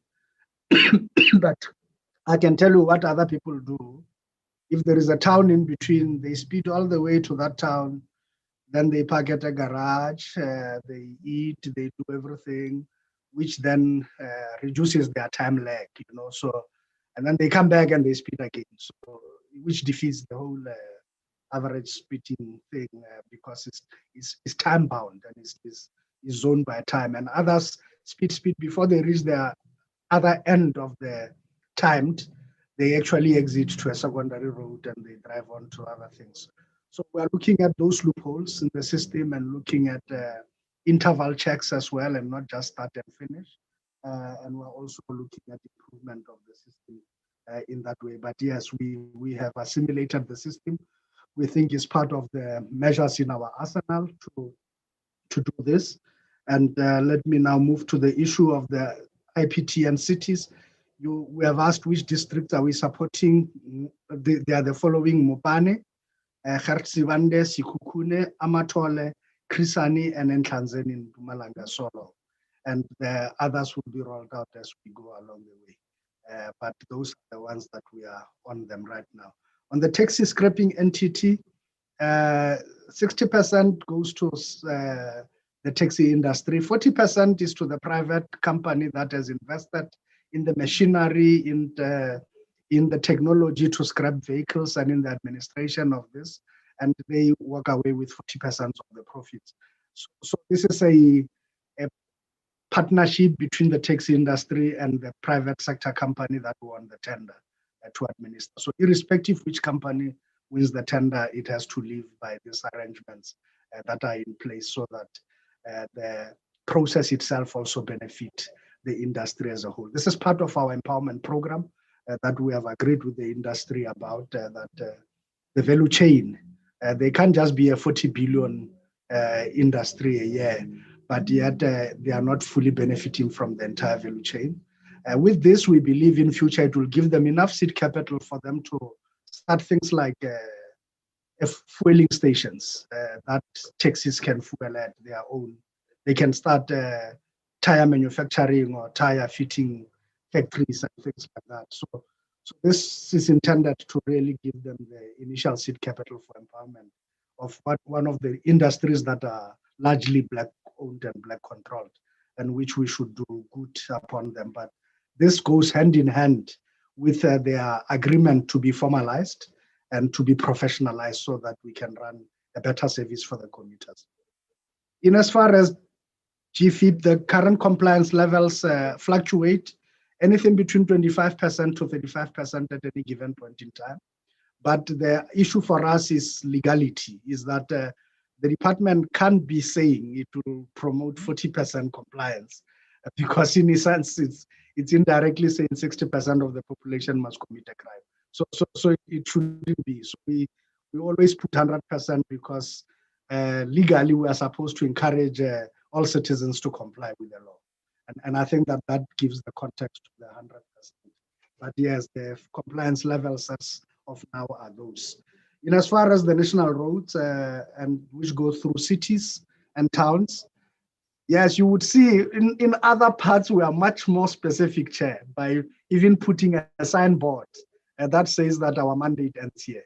and you enter town and you may see, I think the N12 will be a much more interesting thing to see as you pass through towns like Bloemhof. Right in before Bloemhof, a kilometer before, our mandate ends as a national road. And there, it's a municipal road. It goes through there, you see it has so many potholes in town.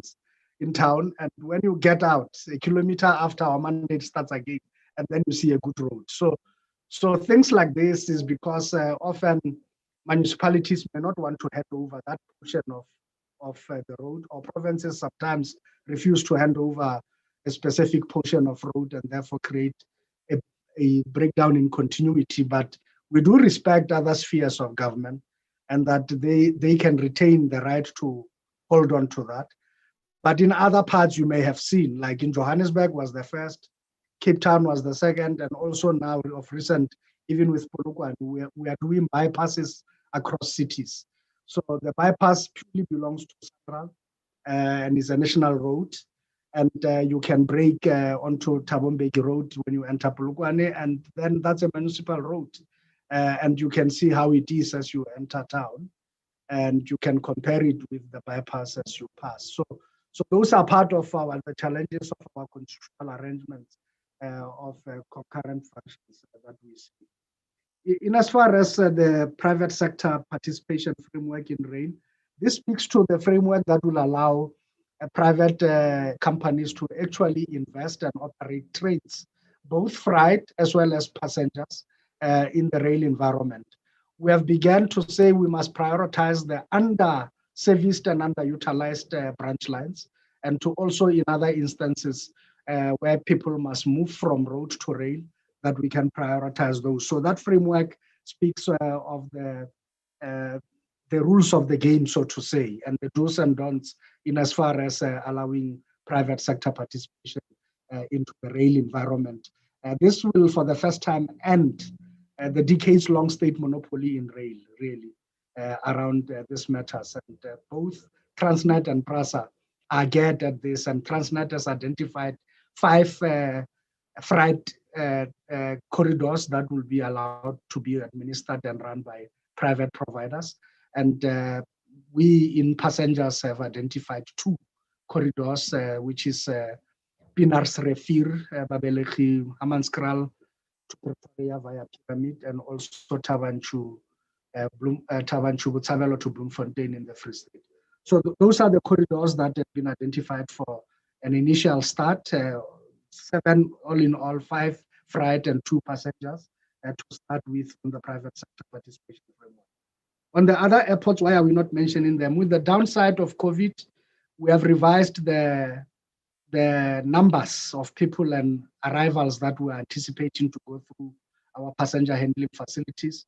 And as you may be aware, the IATA study tells us that it will take about 3 to 5 years for us to go back to initial targets of that. So infrastructure, if we build it way ahead of time, it may be too costly for the Republic, and therefore we have had to revise. And in some airports, we have seen a huge decline in demand because of the impact of COVID. And therefore, we have had to revise to only where we are seeing potential growth nodes and points, and to those things that we would have needed to do anyway with or without the impact of COVID. And therefore, that explains why we have downscaled on our initial outlook for the upgrade of several airports and what we needed to do. In as far as rollout of ARTO, we have scheduled to do the first part of the promulgation of this. President will promulgate the start of ARTO on the 1st of July this year. And there we are looking at phase 1. We are looking at a 5-phase rollout process. And in phase 1, setting up the registry and all of the things that we require, and ultimately working our way towards the introduction of the demerit system.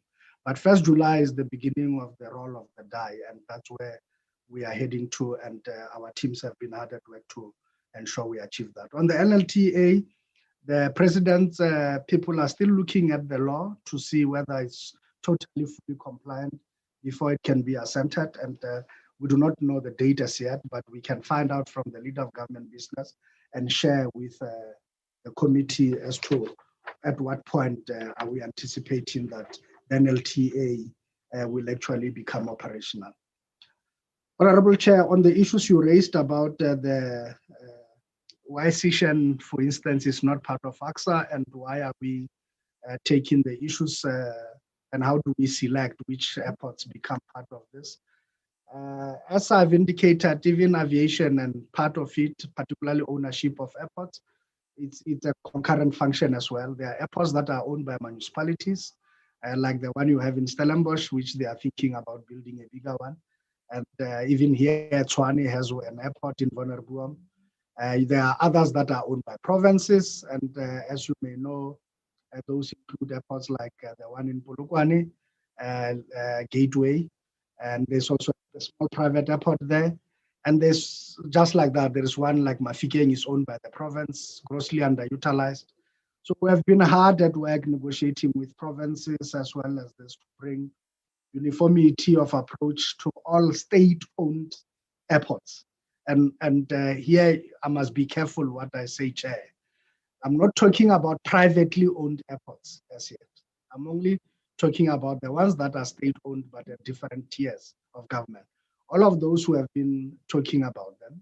As you may know, we are revising the National Airport Development Plan and Management Plan, and we have looked at these airports carefully as to what must be what, and we have seen that most municipalities as well as provinces are really struggling to maintain and to have an upkeep of these airports. Polokwane has just been downgraded, and therefore no flights are flying there. Vonnerboom has been downgraded 2 years ago. So I can go on and on about that. And therefore, to keep up with all of this, you actually, if you are running airports like this, it's not all airports that will essentially become profitable. But what you need is a combination. You need highly profitable airports that can cross-subsidize your need for interconnectivity of cities. So we are trying to convince these provinces, for instance, the Northwest, to say, hand over your airport to AXA, and then AXA can actually cross-subsidize. Polokwane or Limpopo province, hand over the Polokwane airport to us. Let them be administered under national, and those that are private, they are public in the Northern Cape have also been handed over to AXA already. Some provincial governments agree easily. Some want to hold on to their assets, even though they are not doing the best and extracting the best value out of these assets. But they have every right to hold on to them. But we are convincing them and we are nudging them into saying, please, for the good of the country, you can imagine there's no reliable bus service between Mahikeng and Johannesburg, or Mahikeng and the national capital, Pretoria. There's also not reliable flight service. So we have basically relegated people to private vehicles as well as taxis. There's no train service, no anything. So effectively, the airport is handed over to us. We know from where to go. It will be run at a loss, but it will be cross-subsidized by airports that are making money, such as Johannesburg and Cape Town. And I think because we are a unitary state, that's what must happen. Cross-subsidization must happen so that people still receive services that they require, because ours is not profit-making, but public good in terms of rendering services. I think that is the context. Again, on the road, you refer to Hotel to Postmansberg Chair. There's been a huge debate between us and the Premier Northern Cape and the ABC about this. We are pushing strong for road to rail, that we shouldn't be investing heavily on that. And even those trucks, we are saying to them that they must shift all the manganese they are carrying onto rail. And Transnet has actually increased the number of trains on that. The weakness, Chair, you are right, remains the link, rail link between this place with Saldanha. And that's what we are thinking we should rather invest in instead of investing in bigger roads. So we are thinking that all those trucks must be removed and that the wagons carrying this, already Transnet is pushing about 68% of all manganese produced onto rail. So shouldn't we be saying that the remainder, 30% or so of the manganese that is on road now must also be shifted to rail? And I think that's the route to go. So there is even a discussion about a new port that will handle manganese and the produce of Northern Cape in this regard at Boegoebaai. And as you may have seen in the strategic list of transport programs, we have gazetted that port. It is going to be a second deep water port after Guga, and it will also carry this. And we are talking to investors and we're at an advanced stage. We have already received TA2 approval from the Treasury, and we are keen on proceeding with that to this rate. So therefore, what we need is actually a rail link to Saldanha and a rail link to the new Boegoebaai port. That's the type of investment we must make. And the roads that we are to develop and to maintain in the Northern Cape must be roads that are utilized not necessarily for economic use, but for social use. And of course, an overflow of few economic opportunities, people who will work. Of course, courier companies that deliver things like parcels and what will still get access to such roads. So that's what we're looking at, but we can't be developing roads on a scale for purposes of moving such huge heavy cargo. And I think that is the context why the debate is raging this hard about where to invest and how to invest the limited resources we have. Chair, I want to move to the issue of the system monitoring. Just in short, we have been putting and turning screws on this. We have been, over the last 3 years, improving the grant framework and as well as the reporting framework to do better oversight over the grants, particularly the PRMG. And you may know that now we have agreed with the Treasury to issue a practice note to all provinces on the degree as well as the norms and standards of the development of roads, it can be right that like for like, Chair, the cost of laying a kilometer of road in some provinces is sometimes up to 5 times what Central pays. It cannot be right. And yet when you look at the quality of road produced by Central, you get to see that it is way better than what the province has paid, but yet the province has paid like 5 times what Central is paying. So those norms and standards for road building and all of this, we have now finalized them. We have gazetted them, and we are now asking for a treasury to issue a compulsory practice note for all provinces on the PRMG, and that they have agreed to. We are now finalizing the modalities for that. We're tightening that space. And finally, Chair, the big gun that will help us monitor better is what is being discussed now within government, and which will come to yourselves, the Intergovernmental Monitoring Support and Interventions Act that Congress is driving.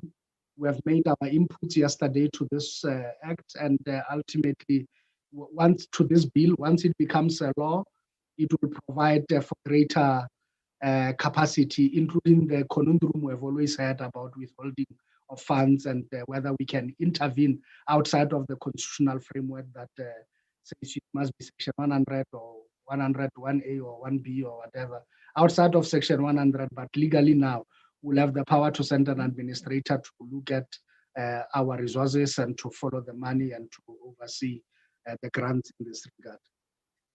On the Gibela project in Ekuru Lane, we can assure you, Chair, that yes, we are looking at the rolling stock. Actually, several trains have already been produced locally at that plant, Chair. It will please you to know. And it will also please you to know that we are negotiating with Alstom, the majority shareholder in Gibela, to ensure that the opportunities, particularly about the supplier park, can actually benefit the Black people as well. And so, as it would be also with the Moloto Road, the opportunities created by Sandral. Sandral has had already 2 community license sessions at which it has highlighted the issues that the contractors that are local and that those that have the necessary grades and everything that they are assigned to have work on that part. Lastly, Chair, you raised the issue of the interlink between the road fatalities as well as RAF, and you have also asked 2 things succinctly there too. Number 1, are we confident about our interventions in as far as reduction of road fatalities and our program is concerned, and are there sufficient resources being directed towards this so that we can deal decisively with fatalities? We believe so, Chair. We don't think that we have all the resources we require, but we think we are now being targeted and we work much more smarter. And we have classified all the high accident zones very well, and we police them better. And we have seen a gross reduction in fatalities at those accident zones because they are now being targeted.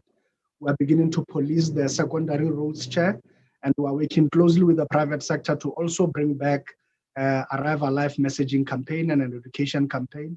That part is being rolled out as well. But most importantly, Chair, one of the key things we are now trying to do is that once ARTO gets rolled out and the demerit system comes in, we will be able to remove unpleasant and unsavory drivers off our roads. And this will become an important weapon in our arsenal towards the fight in road fatalities. And I think the results are beginning to tell, Chair. In the first year, we experienced a 10% year-on-year drop in fatalities. And last year, we experienced a 7% drop. And we are beginning to set ourselves quite ambitious targets. We've set ourselves a 20% drop this year, and we have improved our policing and enforcement capabilities.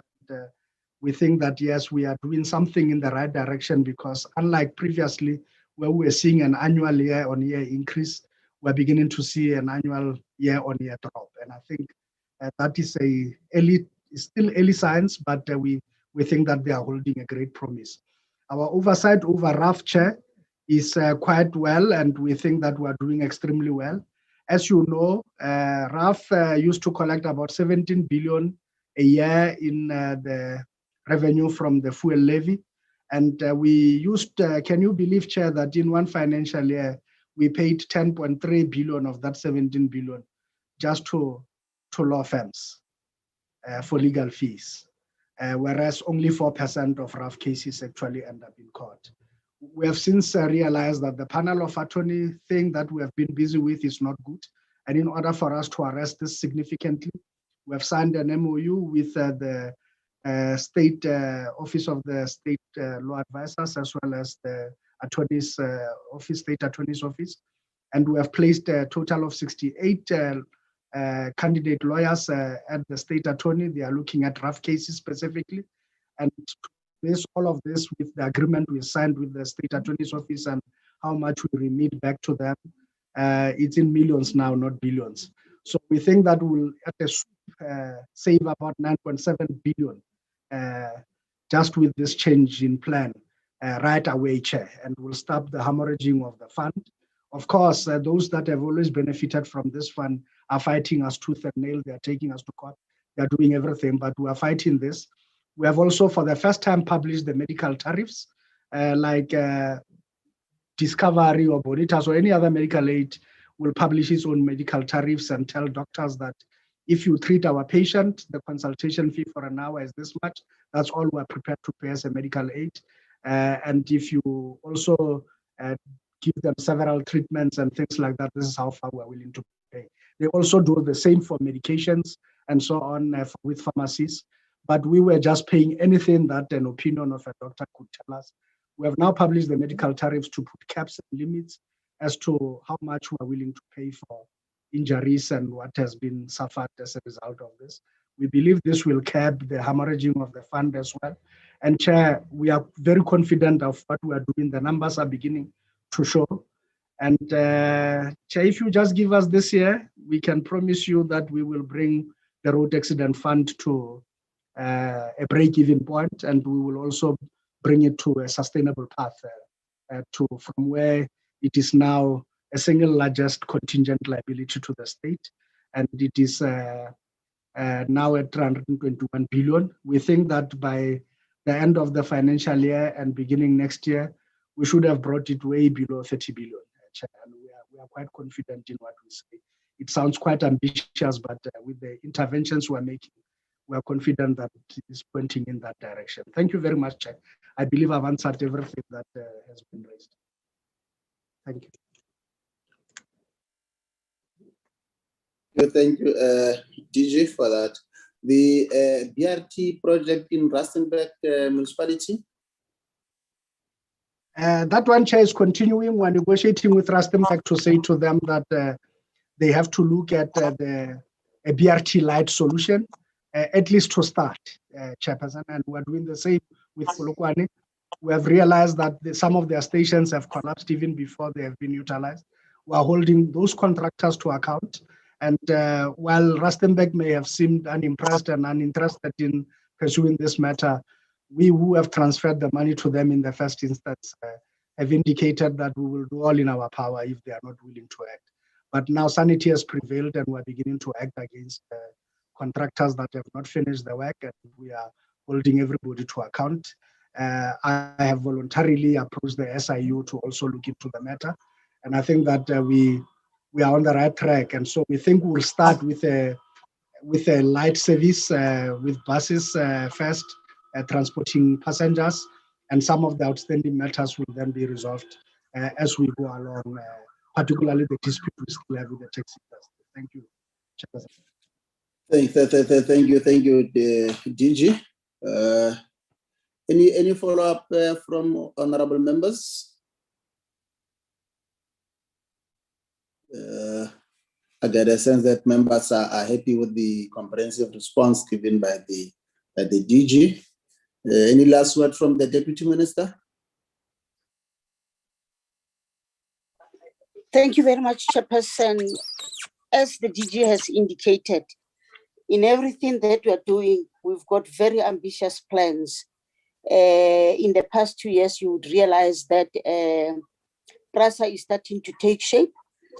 RAF is also starting to take shape, and other entities, SOEs in the department, we can see that despite the fact that we have been short-circuited on a number of infrastructure development by the pandemic, we are really pushing an ambitious plan.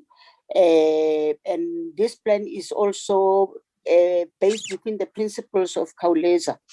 I want to also indicate to you that having revised the strategic plan of the department, we are very confident that on a quarterly basis, as we come to report to Parliament, we definitely will be able to say to you that our annual plans, as has been proposed, and our strategic plan, we are right on track.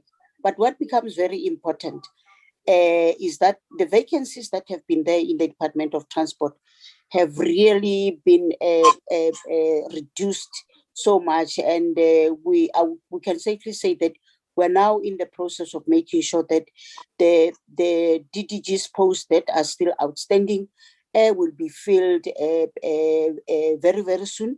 And ours is just to reimagine the Department of Transport, which actually can be able to contribute towards infrastructure development. The Department of Transport that is reimagined will be able to contribute towards the economic development of the Republic of South Africa. And we can only do that if we are upbeat about the safety and the security, particularly in the public transport environment. But we can only do that by also conscientizing our communities. And I want to plead with honorable members to say the encroachment into the road reserves, the encroachment into the railway reserve are some of the things that as we go out and reaching out to the public in general, we should be able to talk to those things, because by law, those who are encroaching the road reserves and the railway reserves are really an impediment and a danger to this infrastructure investment that we're doing as a country. But Chairperson, I would want to heartily thank you for giving us an opportunity as the department to really outline our strat plans and our APPs as reorganized to the portfolio committee, and believe that whenever we come, we will also receive this kind of reception from the select committee as we have seen today. And let me assure the select committee that we will not disappoint with the plans that we have put forward to the select committee. Will definitely not disappoint. We will follow those plans and will account accordingly. Thank you, Chairperson. Thank you, DM, for the concluding remarks on the presentation. Let me again also express my gratitude to the leadership of the department and yourself and the minister and the DG as the accounting officer, and also the team that is supporting the sterling work that you are discharging to lead the department. We will now allow the DM and the team to exit, so that we just deal with the two in-house matters that are on our agenda. The minutes, I believe. Yes. Thank you, DM and the team. Thank you, Chairperson. Thank you, honorable members. Thank you, Team Transport.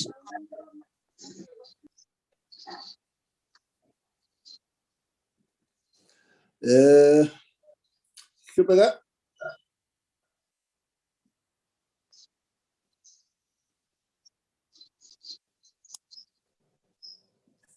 Chairperson? The last 2 minutes. Actually, it's 3. The last 3 minutes. Yes, 3. Yeah. Yes. Let's. And I will request Enrico to fly those minutes. The first one is the 10th of March, and the second one, 17th of April, and the last one is the 12th of May. Enrico? Chair, it looks like we've lost Comrade Dango. Have we lost Comrade Dango? And it's have an effect on the quorum. quorum. Yeah. All right. Okay. It means we can't move. It means we can't move. Of course, I also took note of that, but my question was,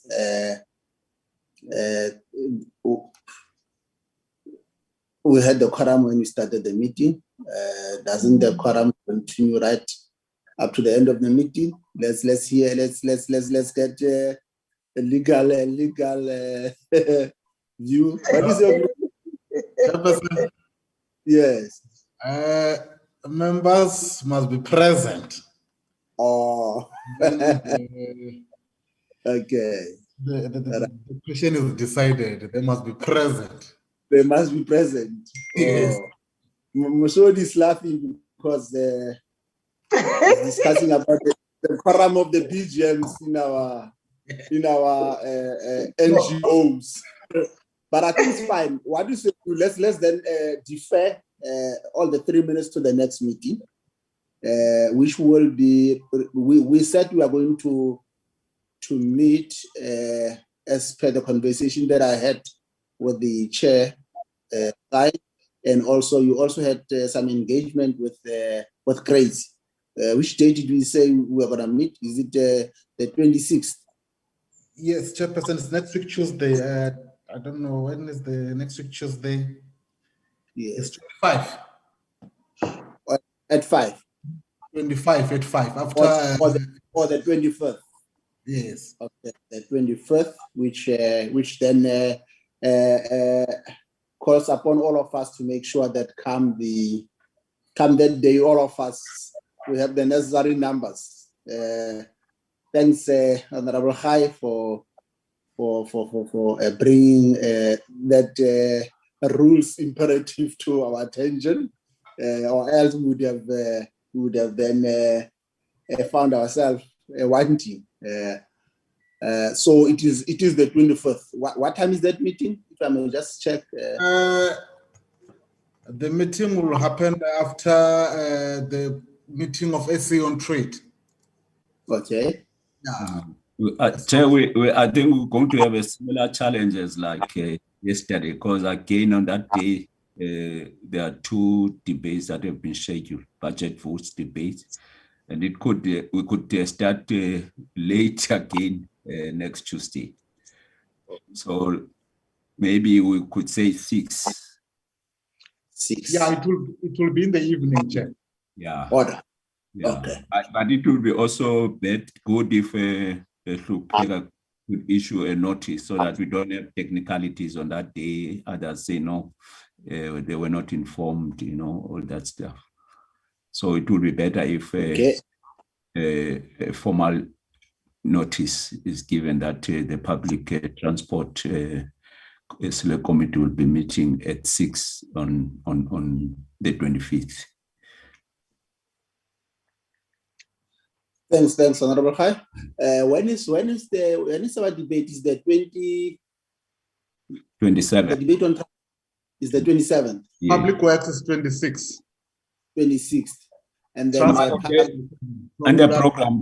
I don't know whether then I haven't seen Yolanda's update, but in the program, it's they are on the same day, Public Works and Transport. But though they are not one debate, they are separate debates, but on the same day. Okay. But I haven't checked the latest update from Yolanda, but I look at the NCOP program. Yeah, but in terms of ATC, Hlupeka, if we finish that on the 21st late, what is the provision in terms of ATC? Arrangement it's in place that as soon as we finish that adoption of those reports, then it will be ATC the same night. Okay, no, great.